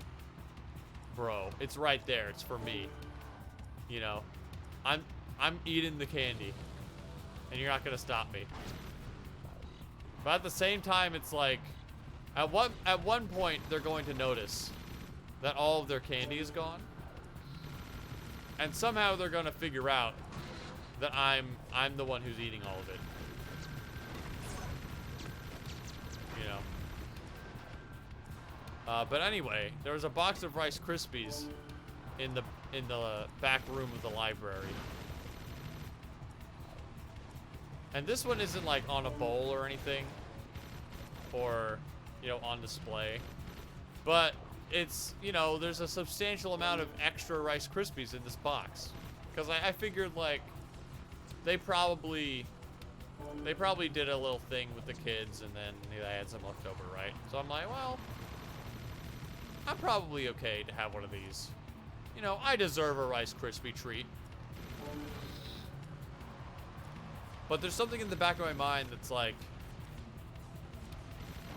but maybe I shouldn't. You know, there's something telling me like, what if I'm not supposed to take one of these? What if they're like saving these for something? Will they even notice if there's one missing? So I look around, right? Like a thief in an old-timey cartoon. All Alright, jump. Like a thief in a cartoon, like, I look both ways. Like, okay, is there anybody watching? Okay. So, I go ahead and take a treat. And just as I'm putting it in my pocket, one of the workers walks in. I'm gonna die, aren't I? I have no health.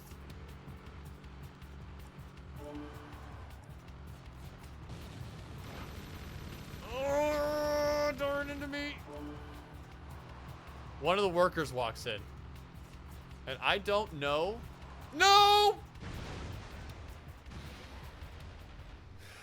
Hold on, chat. Let me just take a little bit of a break here.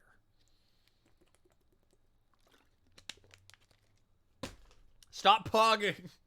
Stop pogging. I don't know if she saw me. I feel like we locked eyes for like a split second. And like, I tried to play it off, but you could tell, or at least I could tell, that from the outside, I looked guilty as hell. I was like,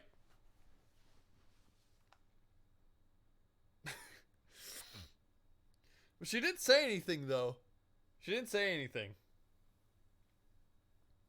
So I figured that, you know, like, okay, I'm in the clear. I'm in the clear. And they didn't catch me. And I enjoyed that Rice Krispie treat. But I came in, like, I took out the trash, then I came back in. Well, I took out the trash, enjoyed my Rice Krispie treat.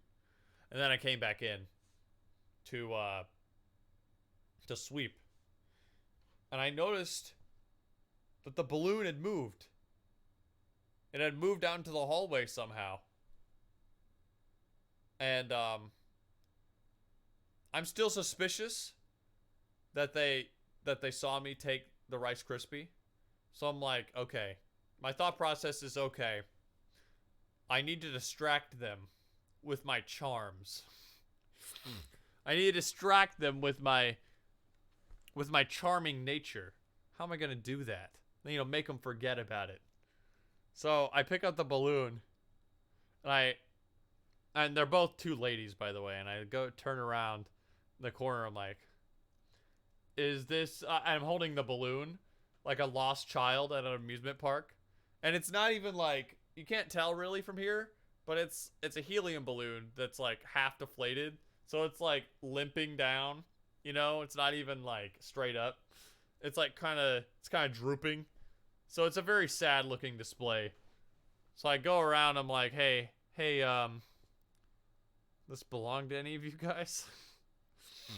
And they turn around, they're like, what's that? It's like, it's a balloon. It was down the hallway. Like, you found it in the hallway? Like, yeah. It was just sitting there. I guess it escaped. Do you, and then we sort of like just looked at each other for a bit. I'm like, do you want me to throw it away? Like, sure. Yeah. And I'm like, well, that wasn't as charming as I had hoped, but it works. They laughed it off a little bit. So I'm like, all right, I'll take this balloon with me. And I walked out there. Ultimately walked out of the building to my car with the balloon in my hand. And I was going to throw it away, but I realized today that it was actually pretty convenient because a Cyric, the friend of mine who streams that I always raid, it's his birthday today.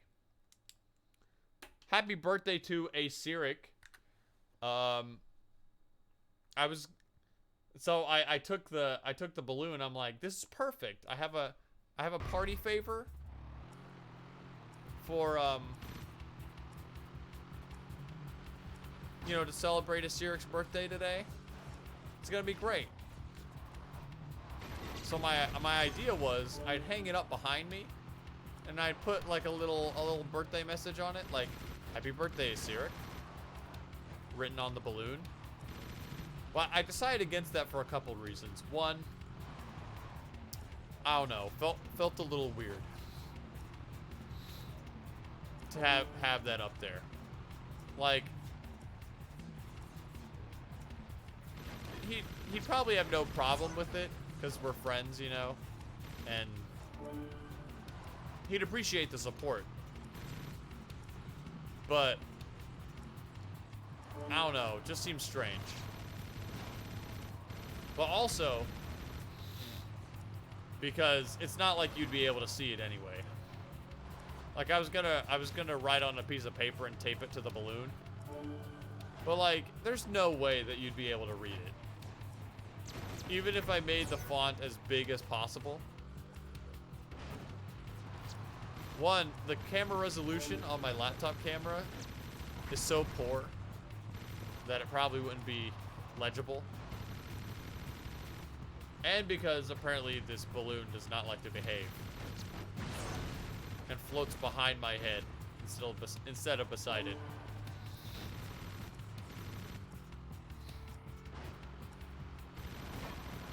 So that was my long-winded way of explaining that this balloon is here because it's Asiric's birthday. And you should all wish him a happy birthday. You know, when you get the chance. He is streaming today. And I think he's doing a birthday stream today. So we will be rating him at the end of my stream for sure. So you can give him your birthday wishes at the end of the stream if you'd like. I encourage you to do so. But yeah, that's why the balloon is there. So, you told that whole story just to say, happy birthday, Asirik? Big dick energy. I'm always looking out for my boy, Asirik. He's doing really well for himself, you know? And I like to support him. He's a great streamer, great friend of mine. He's been helping me out a lot, too, with my own streaming stuff. Because I've been, you know, in recent, you know, actually, you know, when he started streaming, I was like, wow, he's doing pretty well. You know, he's doing pretty well for himself. Like, he grew really fast when he started streaming. He grew more in, like, I think, like a few, like a week than, you know, I've been able to do in, like, 9 months, right? And, you know, it's not really my prerogative. And I'm not, like, you know, I'm not very good at marketing myself. But when he started streaming and, like, he started succeeding as well as he did, I think I was kind of like, you know what? Yeah, I think I'm motivated now to do better, to improve my stream, you know, to grow. But are those tornadoes just aesthetic? They don't do anything? That's strange. But yeah, Asirik started streaming and I'm like, yeah, you know what? I think I'd like to grow this stream a little bit more. You know, even this, I still want to keep it, like, you know, laid back and chill. I'm gonna keep doing what I'm doing. But, you know, I asked him for advice. Like, hey, I'm not smart when it comes to marketing. What should I do to grow my stream? What's your advice? And he gave me really good advice. So, you know, I'm thankful to have a friend like him that's willing to help me out like that.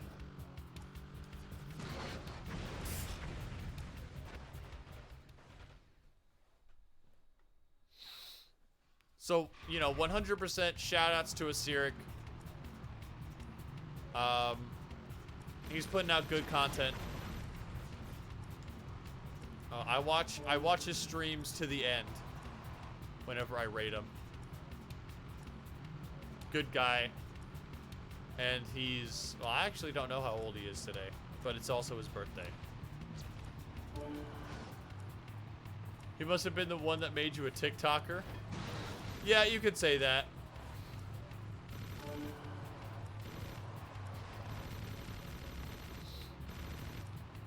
He, you know, he was like, you know, you should post your shorts to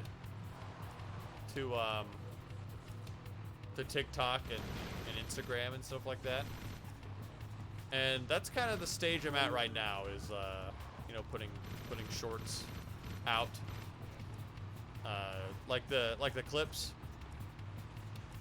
Put those on like TikTok and Instagram and stuff like that on YouTube.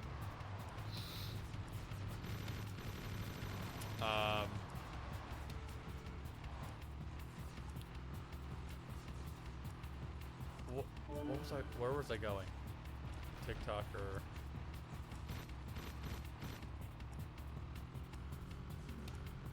Oh, yeah. It's also the reason why I've started, you know, tweeting more often. And using, and posting to my Instagram more often. Because, like, you know, I had a conversation with him in DMs about, like, you know, I feel like I want my channel to grow, but I don't want to sort of betray my own brand or my own, you know, sensibilities. You know, because I don't want to feel like I'm selling myself out, you know. Because I feel like on some level, the reason why I've always been hesitant to market myself is because I feel like marketing and networking, to me personally, feels like ingenuine, you know. Not that I'm knocking anybody that does marketing, like markets themselves or anything. It's a personal problem of mine. But I've always felt like, you know, I feel like I'm betraying myself a little bit by, you know, putting all this effort into advertising myself and, you know, networking for the purpose of growth.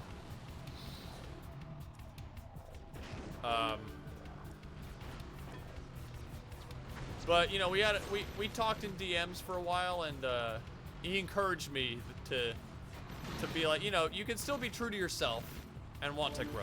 That's not mutually exclusive. And I think he's right.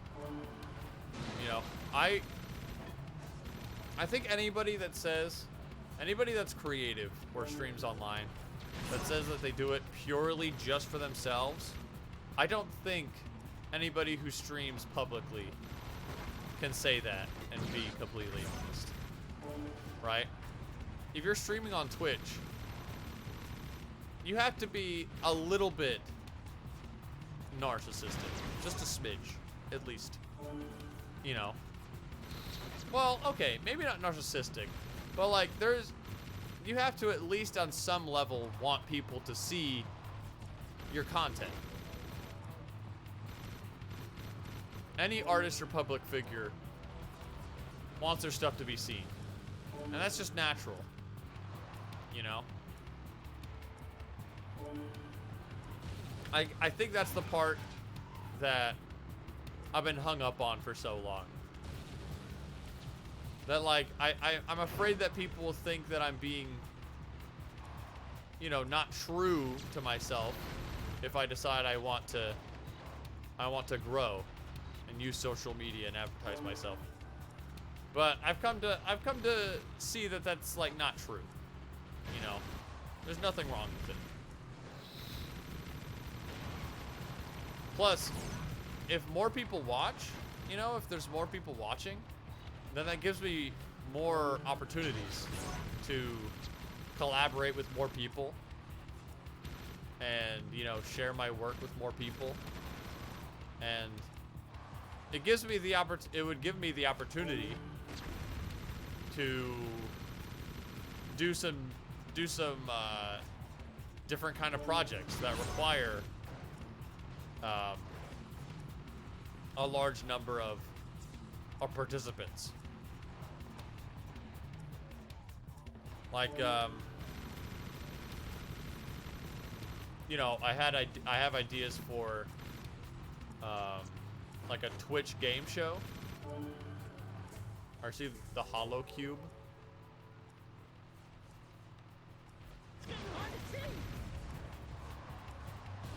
Like, I have ideas for like a Twitch game show that I could play.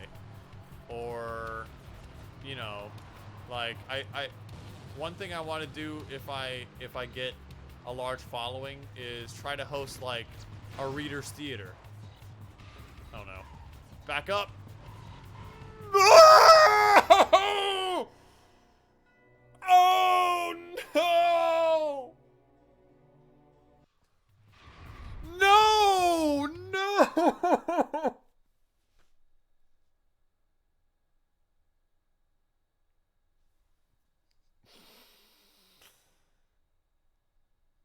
I don't even want to look at chat right now. I know what I'm gonna see. There's gonna be a PogChamp. There's gonna be a PogChamp when I open my eyes.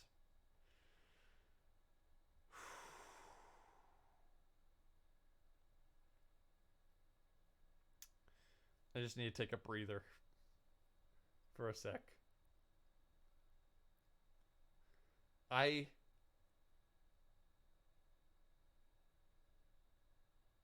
was right there. I was right there. I thought I had enough time. I got complacent. I got caught on the lip of the gate. I couldn't back up fast enough. That sucks so bad. Oh my gosh, that's pain.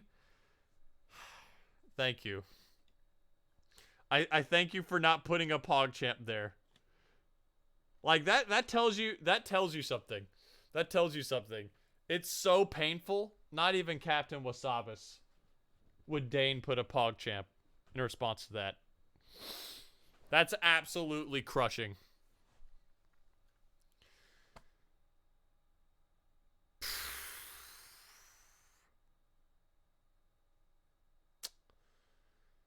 All right. Let me get some water.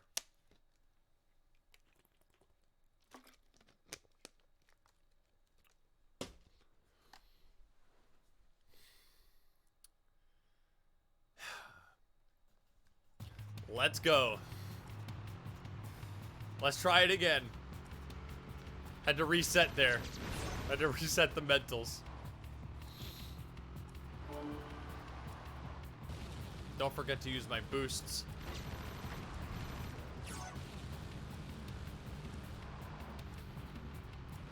What was I saying? I got stopped in my tracks there. What was I talking about?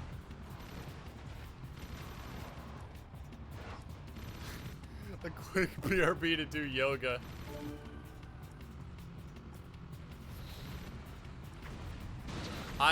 You know what? I actually considered hitting that BRB screen. And just like walking away. Going outside, looking at the stars. Oh, the stars aren't out yet, but going outside, touching some grass. Breathing some fresh air, you know. But I'm good, I'm good.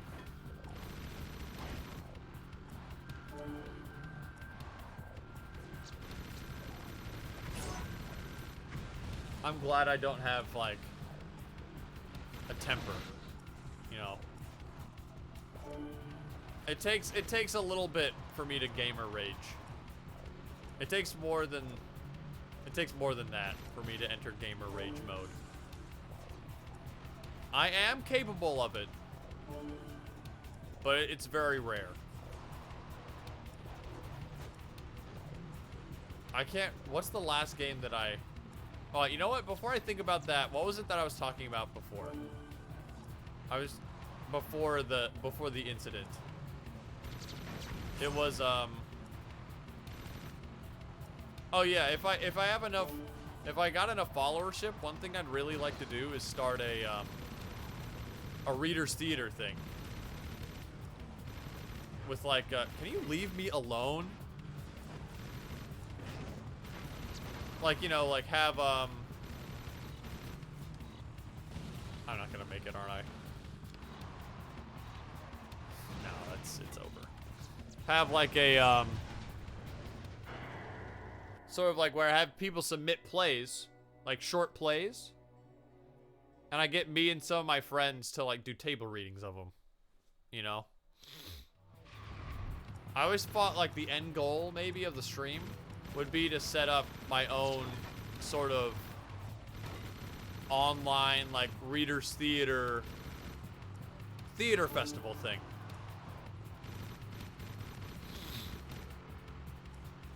Cause I'm kind of inspired by if you know who Simple Flips is. Shout outs to Simple Flips. Haha, very funny. He is a Twitch streamer. Formerly, he was a speedrunner of Super Mario 64. Formerly. He doesn't speedrun anymore. But nowadays, his bread and butter is playing Super Mario 64 ROM hacks. And he has frequent like ROM hacking competitions. And the thing is, he kind of like carries the Super Mario 64 ROM hacking scene on his back. You know? Like the only reason 64 ROM hacking is so popular as it is, or why it has the community that it has, is because I'd say in large part because Simple Flips has fostered that community and like gave them something to rally around, you know? In that way, I'm like inspired by him, right? I think the end goal would be to be like the Simple Flips of playwriting for the online like community, for like online playwrights. I think that'd be so sick. Like host like monthly, like they don't call them game jams. But they're, you know, like you get a prompt, you get a setting, you get a scenario, and then you get 24 hours to write a play, and then you submit those plays for people to read and, you know, judge. I would love to do something like that, and for me to eventually be, you know, a figure for playwrights, because I feel like playwriting really isn't a thing that has a lot of presence on the internet. You know, I feel like it's not a very accessible medium. It doesn't get much exposure, right? Like, have you ever heard of a playwriting YouTuber before? No, right? Because it's such a niche thing, which is weird, because playwriting is like one of the oldest art forms, you know? And the fact that there isn't much around playwriting, there isn't like really a community for playwriting, I think it's like a big gap that could be filled.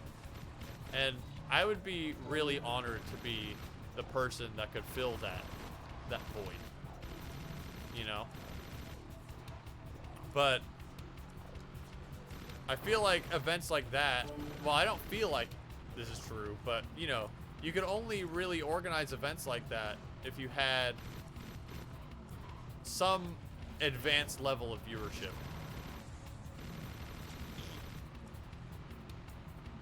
Which I don't yet have, obviously. But I'd like to. If only so that I could do stuff like that. You know what I'm saying? You son of a gun.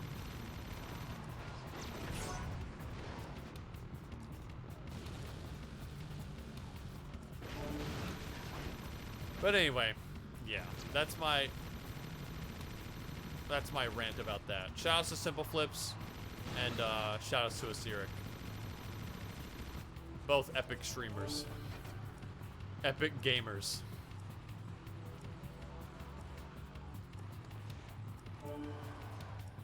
But what was the thing that I was going to talk about before I cut myself off again the second time? I was like, there aren't very many games that I play that have something or other. Do you remember what I was talking about? It was soon after I failed the mission.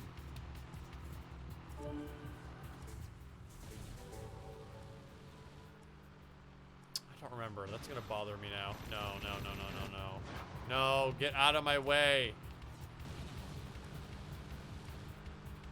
Open the door. Let me in. Jack, the holocube. That's one of the items we need for the forest. Good work. Keep looking for more. Jack, this is Sid. I hear you're in the market for eco crystals. Well, I know where one is, but it won't be a cakewalk. In other words, we've got some serious metalhead hunting to do. I'll meet you at the Metalhead Desert Nest. I'm counting on you. Oh my gosh, how many missions do we have? Look at all these missions. Talk to Damus, destroy Metalpedes and Nest, talk to Torn. Okay, so now we have 2 plots happening at the same time.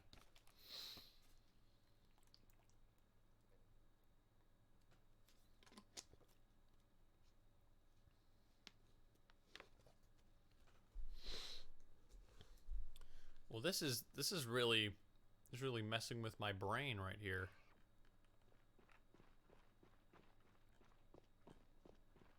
What was it I was talking about? This is one of the most frustrating feelings in the world. Is where you have something in your mind. You know, it's right there. But then it just vanishes.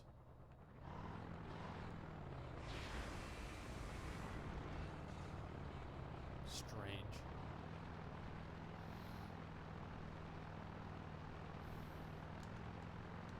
Can you go back in time and see what I said?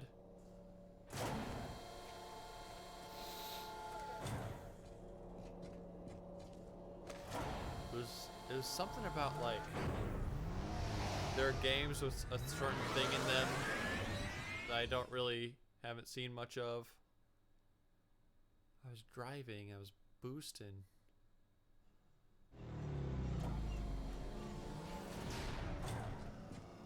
Jeez. That's gonna mess with my mind.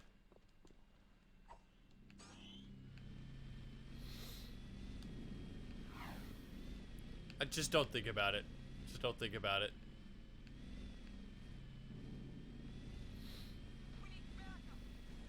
But I can't not think about it. That's the problem. I can't not think about it. Like I'm routing brain power to it. I can't cut it off. Because it's right there. Like, it's in the back of my mind.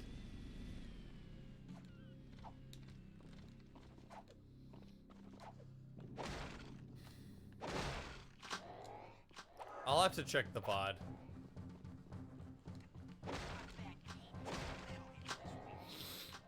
I have to get back to it. I have to get back to myself on that one. What do you want? Jack, we've got word of a new assault on the port. They're trying to take us out once and for all. The strange thing is, we're seeing movement from both the KG and Metalhead fronts. It's like they're working together. We've got to repel this assault or we're through. I hate to do this to you, but I'm putting you on the front line. You're my go-to guy. Stop any KG or Metalhead units from reaching this place. If we lose this one, we're history. Okay, so another defend the base mission. You were talking about how most games don't get you gamer mad, I think. Oh, yeah, yeah. I think you're onto something there. Oh, I have infinite ammo. So I can do this without penalty? Yeah. Yeah, you're right, you're right. That's what it was. Thank you, Cap. Thank you. Yeah, I was talking about how there aren't very many games that bring me to gamer rage state. Right? It takes a lot for me to get there, but I don't, you know, I'm not immune. I was gonna say, like, the last game. Yeah, that's actually what I said verbatim. I don't know what the last game was that got me to that point. I was trying to think about it.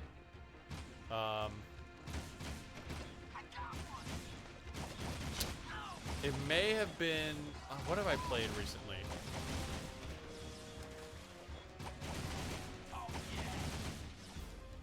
It might have been Crash. It might have been Crash Bandicoot. I think it was a Crash game. Wrath of Cortex. I think I was like pulling my hair out over a time trial. That feels right. That sounds right to me. I mean, it would also stack up, because some of those time trials are stupid hard.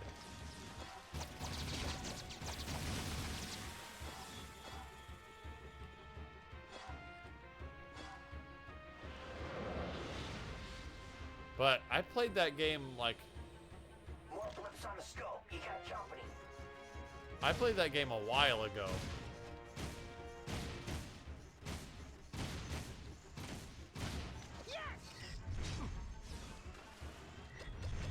Did I rage at any point during Final Fantasy 12?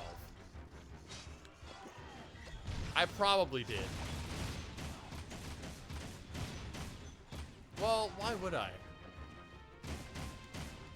It's not like it was that, like, frustrating. Oh, they died. The civilians died.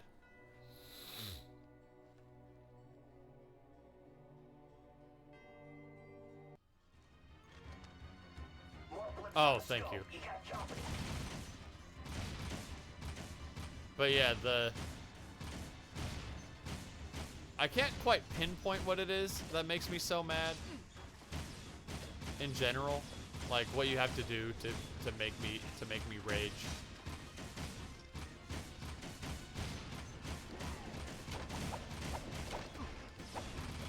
I don't rage. Notably. I don't get angry at multiplayer games very often, if at all. It's single player like challenges that get me mauling, if anything.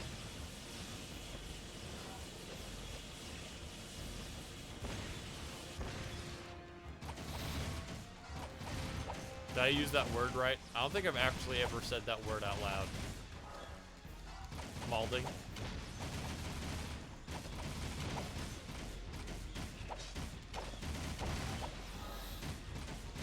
No. My mans, protect my mans.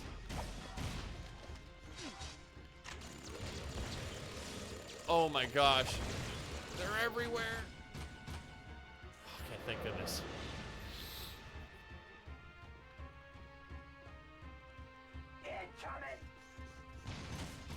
Oh man. Like, I want to do my slam attack.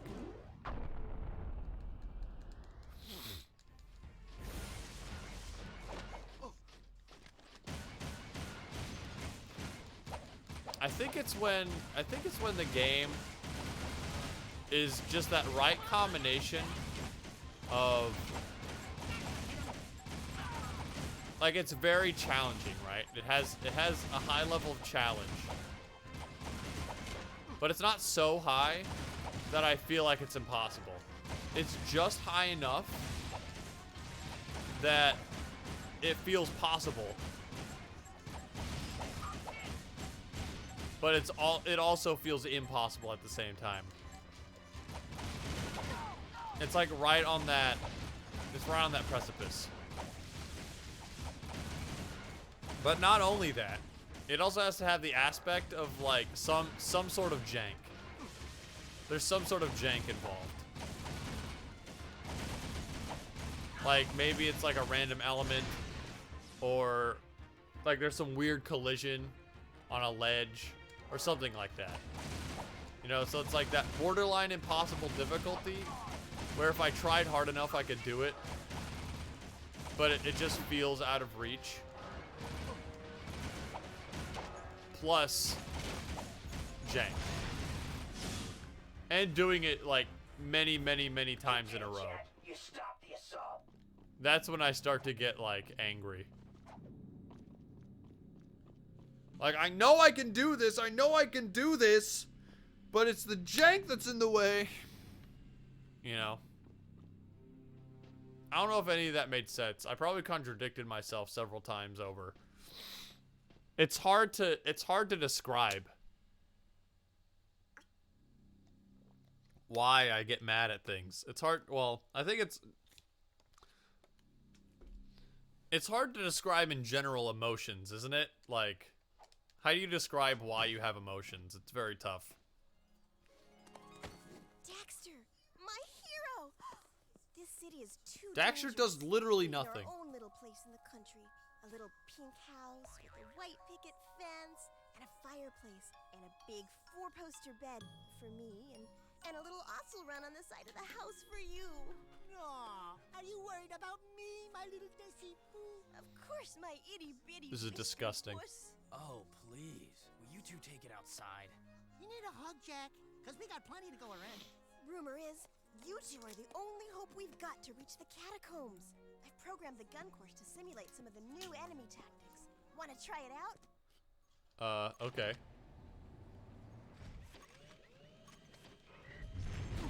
Hold on. You started way too fast.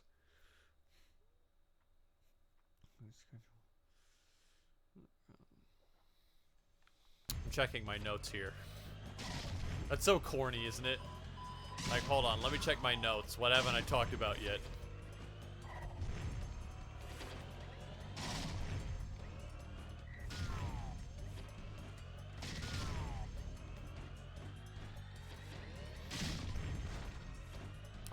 I went to a garage sale today. That's always fun to do. I love garage sailing. I don't know if I've expressed that really very often, but one of my favorite things to do is visit garage sales or thrift stores. Even if I don't buy anything, just to look around and see what they got, you know? It's like, everything has a story. You know, like every just random, just tchotchke, knick-knack. You know, somebody once owned that. Somebody once bought that firsthand. And somebody perhaps even cherished it at some point. You know, it's been through something. No, you don't know, right? So even, it's fun to look around and just sort of like ponder, I guess. Is that like, does that make me sound like really pretentious? I think it does. But I mean, that's how I feel, you know, about it. That's how I feel about it. But also because I've gotten into the collecting of board games, and I also collect old, like, you know, PlayStation 2 games and stuff like that. And garage sales and thrift stores are a great place to find that kind of stuff.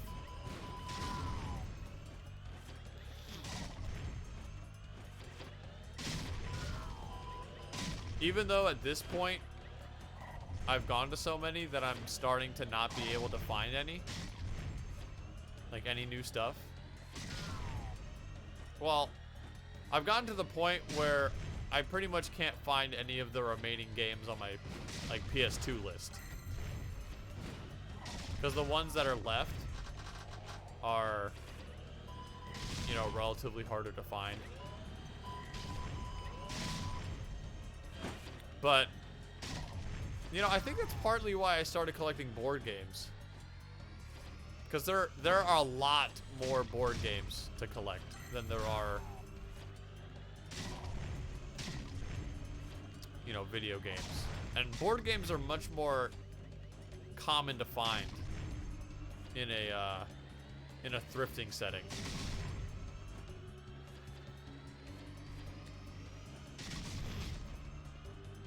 So that's always fun to look for.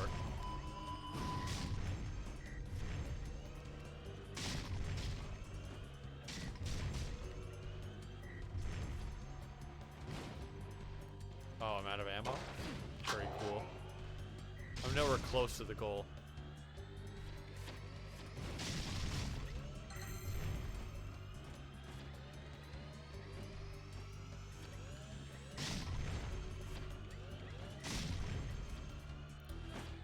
But anyway, I went on another tangent there.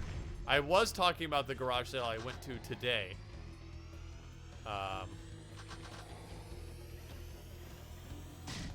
So I went to, like, my Fridays are my longest days.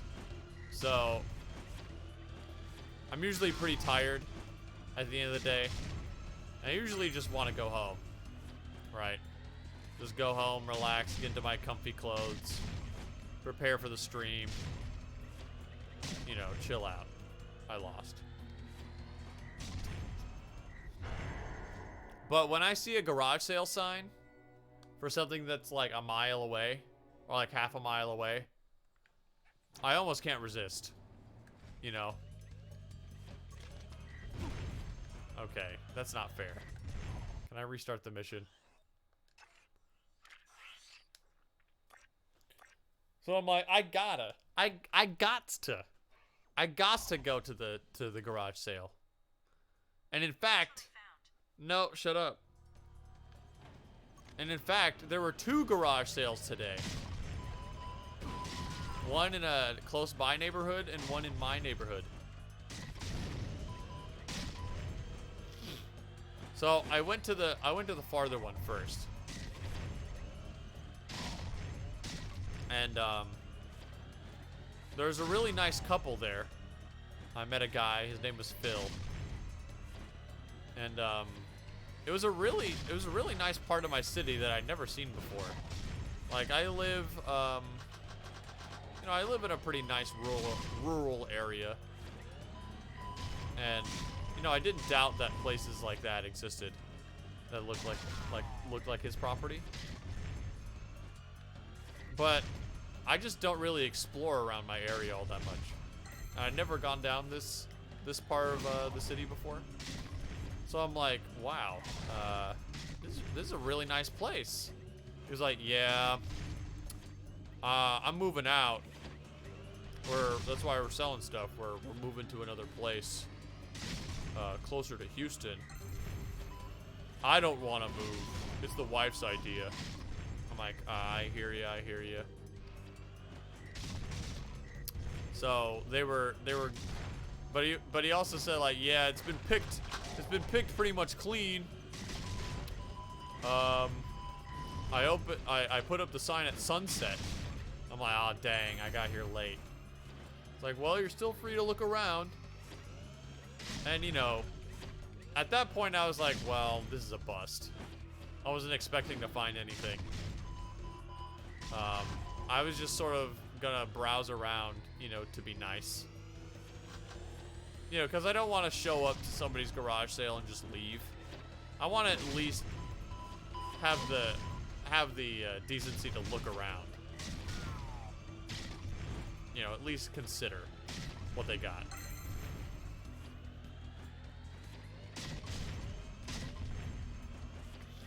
So I did, you know, and I'm looking, you know, the kind of things I'm looking for: board games, video games, stuff like that. What? Mission failed? Don't I need 10,000?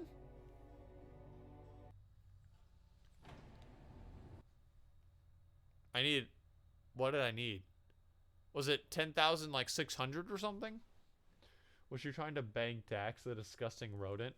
That's what I'm thinking. She's got some sort of weird obsession with Daxter. I don't understand.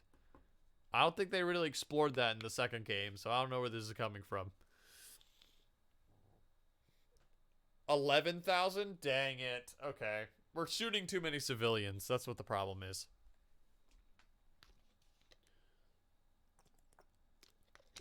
But yeah, I'm looking around.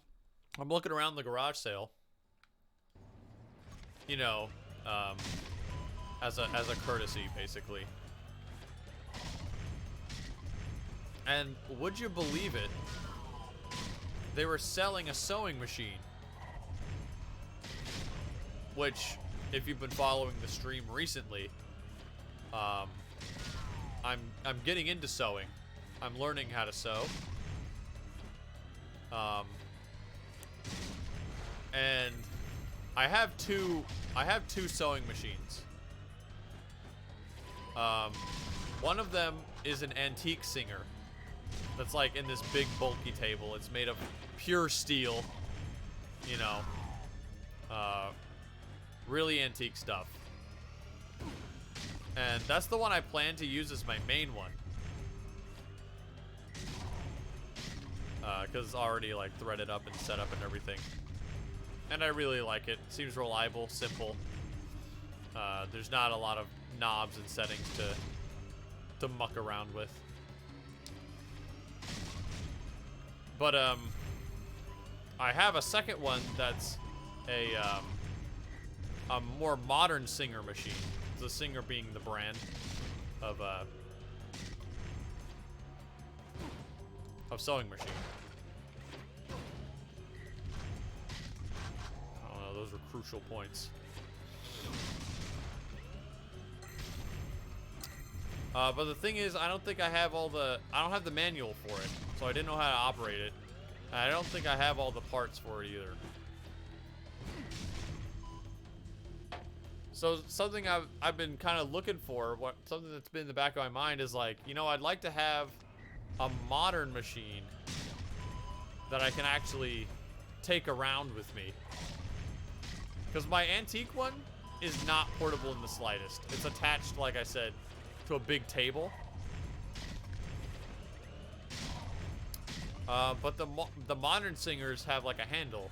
They're like designed to be portable. You carry them around like a suitcase. So they were selling a singer machine at this garage sale. To my luck. I'm like, oh, what luck? A machine. It's like, oh yeah, my wife's got like 2 of those laying around. She's getting rid of this one. I'm like, really? Well, actually, I'm looking for one. It's like, really? Yeah. Well, you can, I'm willing to bargain on anything. So his wife was actually nice enough to come out and demonstrate the machine's features. Because at this point, actually, I've never sewn anything yet. Like, I've threaded everything up and I know how to do it, theoretically, but I haven't put needle to thread yet. So she demonstrated how it works, and it's a surprisingly simple process. I don't know why I thought it'd be harder than it is, but it looks really easy. But she demonstrated how the machine works, and I ended up taking it home for 40 bucks.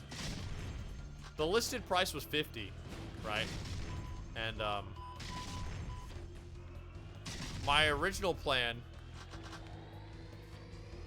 you know, because my dad taught me a little bit about bartering, right? Because we both love thrift shopping, right? So what you do, you offer a price that is lower than the price that you plan to pay for it, right? So I plan to pay something like around 35 to 40 for it. 50 was the listed price. So I'm like, okay. Oh, hold on. Not bad shooting, Dark Boy. Here's a nice boomstick for your sidekick, baby.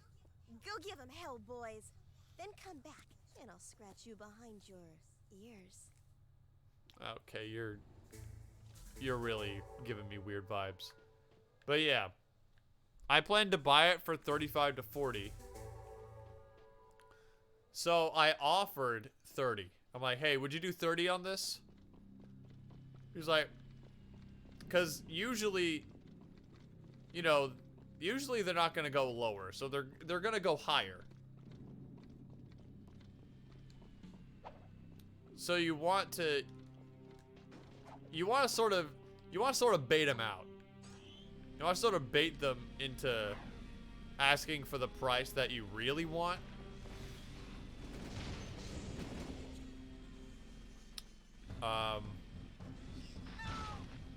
So he's like, I'll do 40. I'll do 40. That's the lowest I'll go. So I took it for 40, which is a good deal, because a sewing machine is of this quality probably goes for around like 100, 120 or something like that. I think he said that his wife bought it for around that range. So I think I got a good deal on it. But the deal got better, actually, because he said, you know what? I'll sweeten the deal. I'll give you 40 for the machine, and I'll throw in this home theater system. And he gestured over to a table that included like a full surround sound home theater system. He's like, I gotta get rid of this. Oh! Well, that's what the new weapon does. We have just straight up a grenade launcher. Check this. That's pretty cool.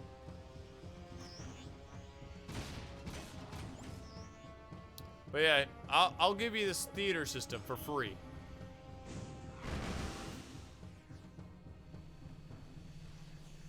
We gotta roll. This is where I am. So I'm like, yeah, I'll take those off your hands. Nobody else wants them, I'll take them. Oh, okay. Now, I don't need a home theater system. Like, I don't really. Like, the soundbar I have on my TV is plenty loud. It gets the job done for me. But I have a friend of mine who also happens to stream. His name is Wabus. Shoutouts to Wabus. He doesn't stream as often. But he's also a good friend of mine. And he's into music, and he's kind of like an audiophile. And I know that he has he's been looking for like an amp. To like plug his guitar into and stuff like that. So I'm like, hey, you want this full full surround sound like home theater system for free? And he's like, yeah, I'll take that. So I got some use out of it. My score was the sewing machine. That's what I'm happy about.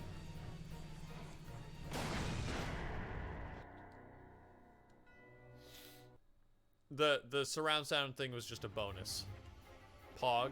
I hope you're pogging for my act of generosity. My noble act of generosity. And not that I just died.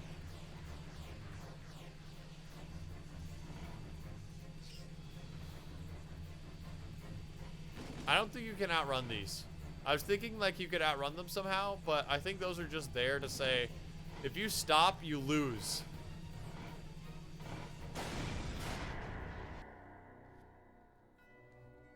So yeah, that was my garage sale story. Think a standard surround system can work with an electric guitar? Maybe not. Maybe he's not even thinking. Well, he said he would take it. He said he wanted it. Maybe he's not using it for a guitar amp or whatever. But, you know, maybe he doesn't have a home theater system. and he wants one. But yeah, shoutouts to Wobus. W-O-B-B-U-S. Look him up. Show him some love.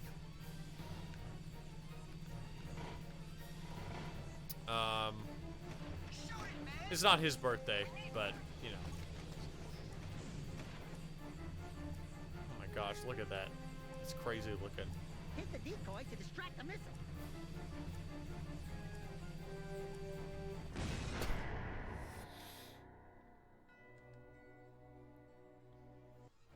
We need a decoy.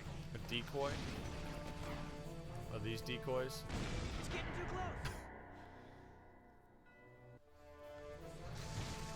But the other garage sale that was like in my neighborhood.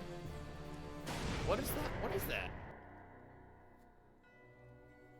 The other garage sale that was in my neighborhood, really nothing really came of that. What? What? What's killing me? What am I doing?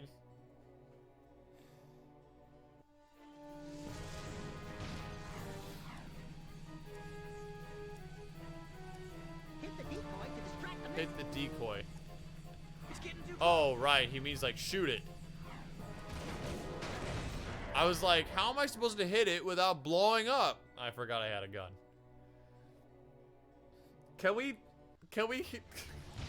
settle down with the poggers and shit? What the hell? Am I not pressing the button down hard enough? What am I'm just spontaneously combusting. I didn't do anything wrong. Hit the decoy to distract the missile. That's it. The missile's tracking the decoy. Yeah, okay. Why are there decoys in the bay? Another missile's off track.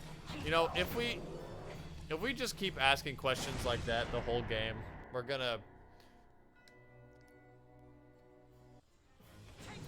be very repetitive. What is that? What's happening? Sometimes you just randomly die? That's a cool feature. You just randomly blow up for no reason.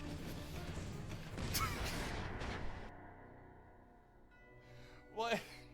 What's going on? Am I not putting enough pressure on the accelerate button?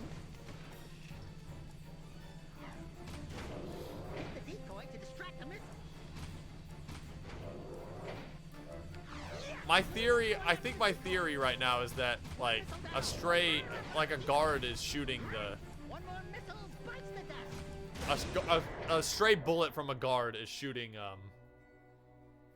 like the missile and blowing it up. Which, if that's the case, that's lame as hell.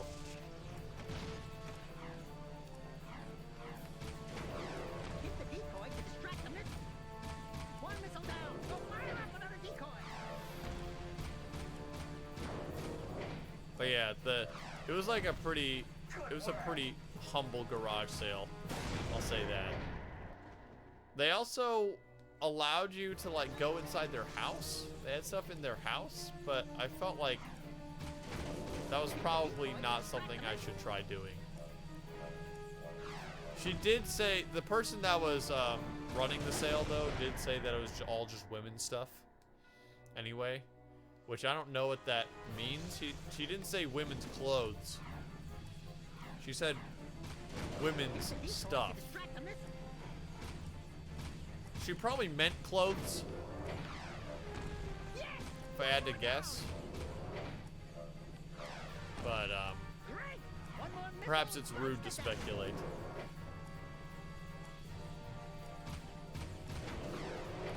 Another missile's off track. Keep going. But yeah, I didn't find anything worth keeping from there.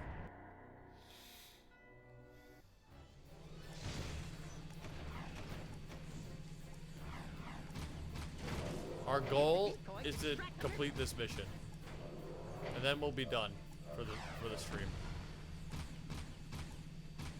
Hopefully I can actually get it this time. Yes! One more down!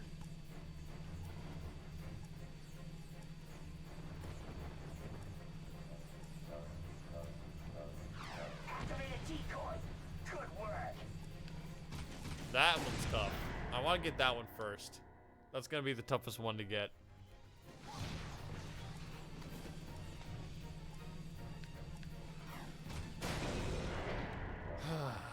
What else is on my list here?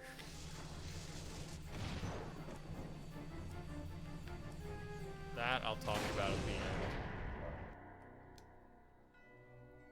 A weird thing. Are you just not? You won't cease until the entire Chatterino is just filled with Pog champs, are you? Just a wall of Pog.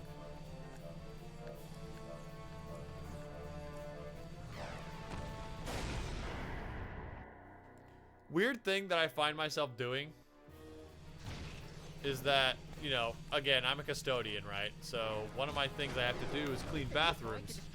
When I go into the women's bathrooms, I make sure to knock first. You know, to make sure that there aren't any women in there doing their business before I walk in there, because that would be very rude and very strange. They probably wouldn't be comfortable with me in there.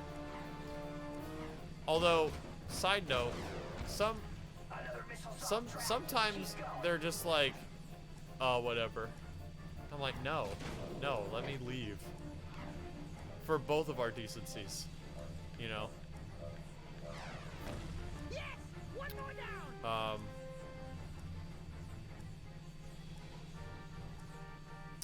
Where was I going? Yeah, but I knock on the doors. Activate another decoy. So that, you know, I announce myself. Drive toward the Nayatsu. We'll use the bar sign as the last decoy. We use the what? Oh, the Otzel. You can make it. Crank that sign up to full brightness. Hang on, Dax. It's gonna be close. But sometimes, like I knock on the door and I have a thing I say. I knock on the door, I say, My beautiful monk! custodian, anybody in there? But for some reason, I catch myself sometimes almost saying, custodian, control C. And I have no idea why. I haven't ever said it out loud. I fear one day that I will. I haven't yet, but I fear it.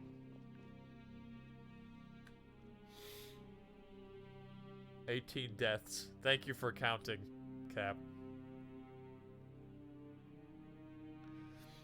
But yeah, like, it happens when I have music in my ear or I'm listening to a video.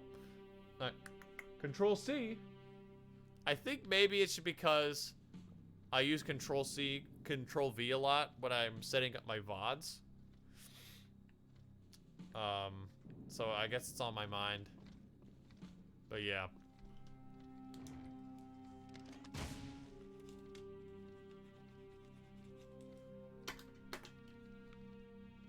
Oh, I almost got through my whole list this stream. Control, no, you can't say that.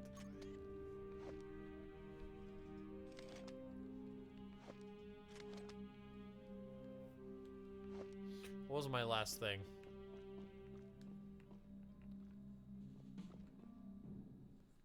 We may have a way to reach Freedom HQ. Jinx here has a plan. He is Jinx. Jackie boy! Long time no see. I think we got a boomer of a plan here. You know those nasty blast bots you seen around? Well, I captured one. Don't ask. I'll show you the scars later. I've rigged that baby with a remote control and even more explosives than the standard package. Jack, link it to the remote and direct. No, I decide to. Into the cage. Actually, you know what? My last two thoughts are actually kind of related to each other. What the heck is this? Speaking of Control C'ing and Control V'ing for the VODs, I was trying to upload a VOD last night, or the VOD of the last stream last night, but it wasn't like working, like it wasn't exporting properly to YouTube, so I reconnected my YouTube account to my Twitch account, and suddenly it started working again, which is good. But it exported like 18 copies of it because I had tried it over and over again, which was bad, right? So I had to delete all of those. And then by the time I had figured out to reset my connection between my Twitch and my YouTube, it was like 11:40, and I started rendering the video. And I was like, it's gonna take forever. I'm just gonna sit here and babysit my computer. As soon as I can edit this VOD, I'm going to bed. And for some reason, I felt like I'd try sleeping on the couch last night because, so I wouldn't have to take the arduous journey from my computer to my bedroom. It was probably... It wasn't good. It wasn't, like, bad. I woke up kind of tired, though, but that's probably because I went to bed at, like, 12 o'clock a.m. And I get up at 6:30 every day. But I think under better circumstances, it would have been pretty cozy. I like sleeping on the couch. If I didn't have a bed, I wouldn't mind. I think sleeping on the couch is good.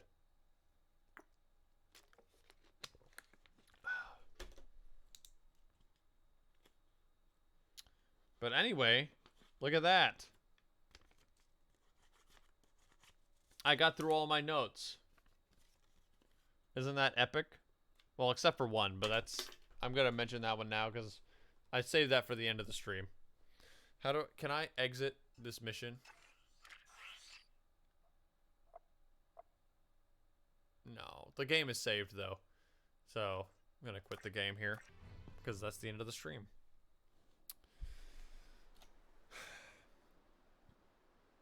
I get 5 hours of sleep on a good day.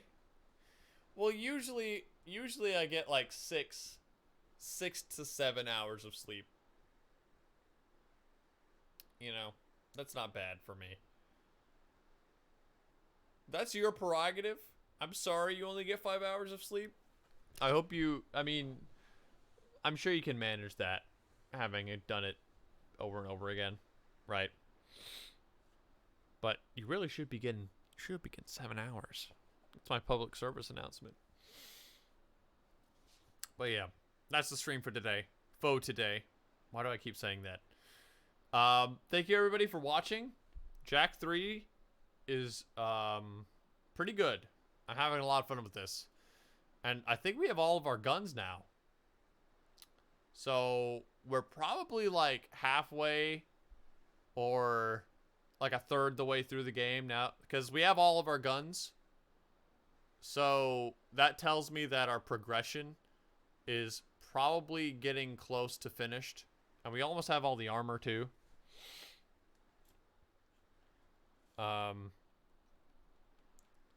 So maybe in like 4 more streams, this game will be over. Who knows? Are you going to read the chat log? If I read the whole chat log today, will you stop asking?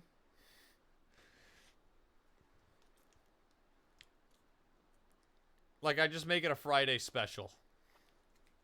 No? Then why would I do that?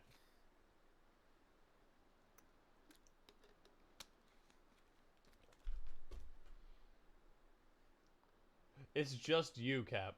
Actually, that's the entire chat log from yesterday as well.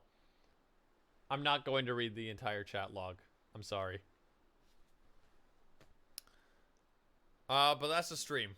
Thank you, everybody. Jak 3's been good. Having a lot of fun with it.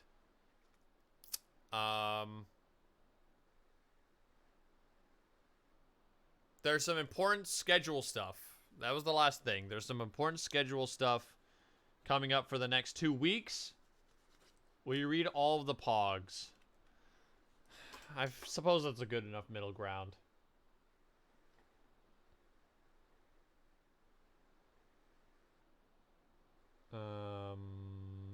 This one right here is where we started.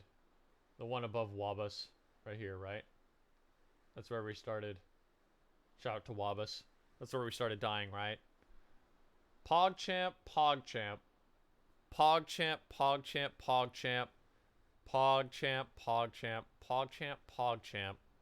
PogChamp, PogChamp. Poggers. PogChamp. PogChamp. Pog. PogChamp. I think I got them all. Now if I didn't, oh well. But here's the important stuff. Here's the important stuff. Next 2 weeks, I will not be here Thursday and Friday. I'll be attending a friend's graduation and senior art show. She's graduating from art college. So those 2 weeks I will be I'll be out of town. So the plan is for the next 2 weeks I'll be streaming 3 days, Monday, Tuesday, Wednesday. Now the question is, that's an odd number of days. So the question is, how should we do it? Should we do creative stream? Like creative Jack? Or Jack creative? Or creative Jack? Or should we do the first week is all creative, and then the second week is all Jack? So we get like creative, Jack. Creative gaming. I mean, I guess that would work. That's kind of weird. I like the weeks to be uniform. Is the thing. It's easier on me. It's easier to remember.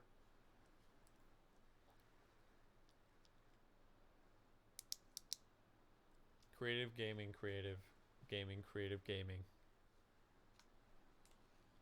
Also, yeah, I mean, we want an even amount as well. An even distribution.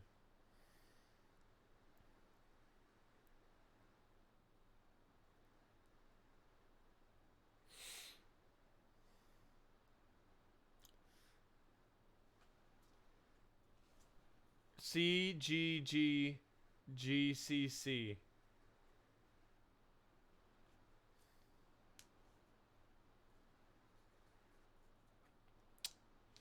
I think gaming should be last because I'll pick up my regular schedule afterwards, and that starts with C. Right? My regular schedule is CCGG.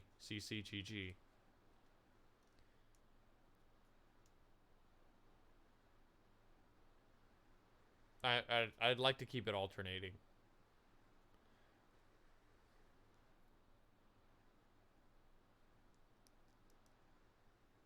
I guess the only pattern that would work for that is CCC GGG, which I wouldn't mind doing.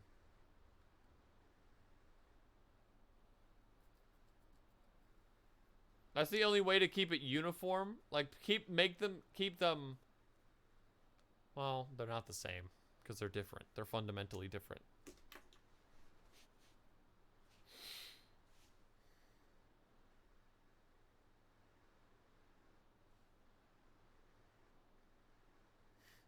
Did you clip me saying PogChamp 18 times in a row? CCG GCC.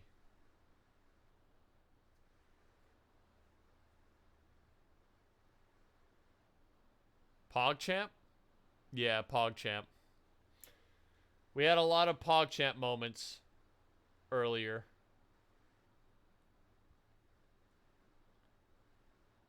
Unfortunately, in this stream, PogChamp translates to you just died in a horrible and or embarrassing fashion.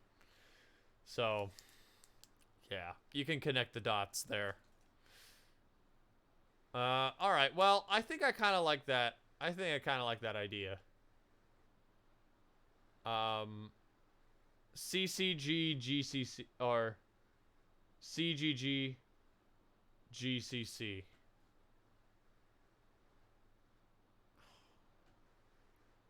But do I though? I should have figured this out before we got here.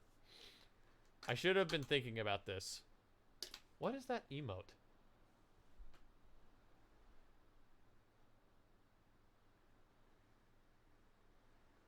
That's the same thing that you just posted, Cap, but in capital letters. It's a bunny dabbing. Why is it so erratic? I feel like it really confuses the message. You know what I mean?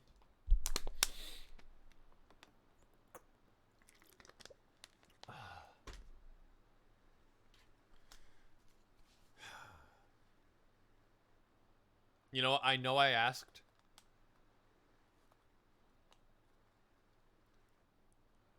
It just came out of a microwave.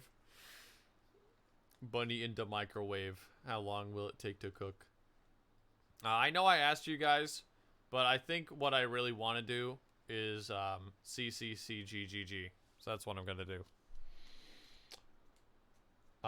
So this coming up week, this next week is going to be all cosplay. Monday, Tuesday, Wednesday. That's going to be cosplay. And then the next week, Monday, Tuesday, Wednesday, is going to be Jack 3. And all of those are going to be 2 to 8. Well, the creative stuff can be 2 to 8. The gaming can be... No, 2 to 8. The creative stuff can be 6 to 8. The gaming can be 6 to 9.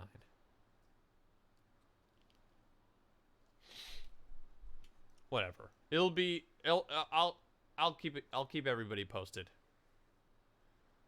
I'll change it on a day-to-day basis. So, with all that in mind, off on Tuesday, Thursday, or Thursday, Friday, streaming on Monday, Tuesday, Wednesday for the next 2 weeks. And that's all. I have no more notes. I've talked about everything I want to talk about. So, again, thank you everybody for arriving here at the stream and watching, supporting, lurking, listening. However it is you enjoy the stream. I hope that you enjoyed it. And I want you to know that I am enjoying streaming. I know I talked at length today about how I sort of felt a little weird about streaming before, but I've come around and I'm really enjoying it. I find that I'm looking forward to streaming. You know. So I'm gonna keep on keeping on for the foreseeable future. And I hope you'll join me for it.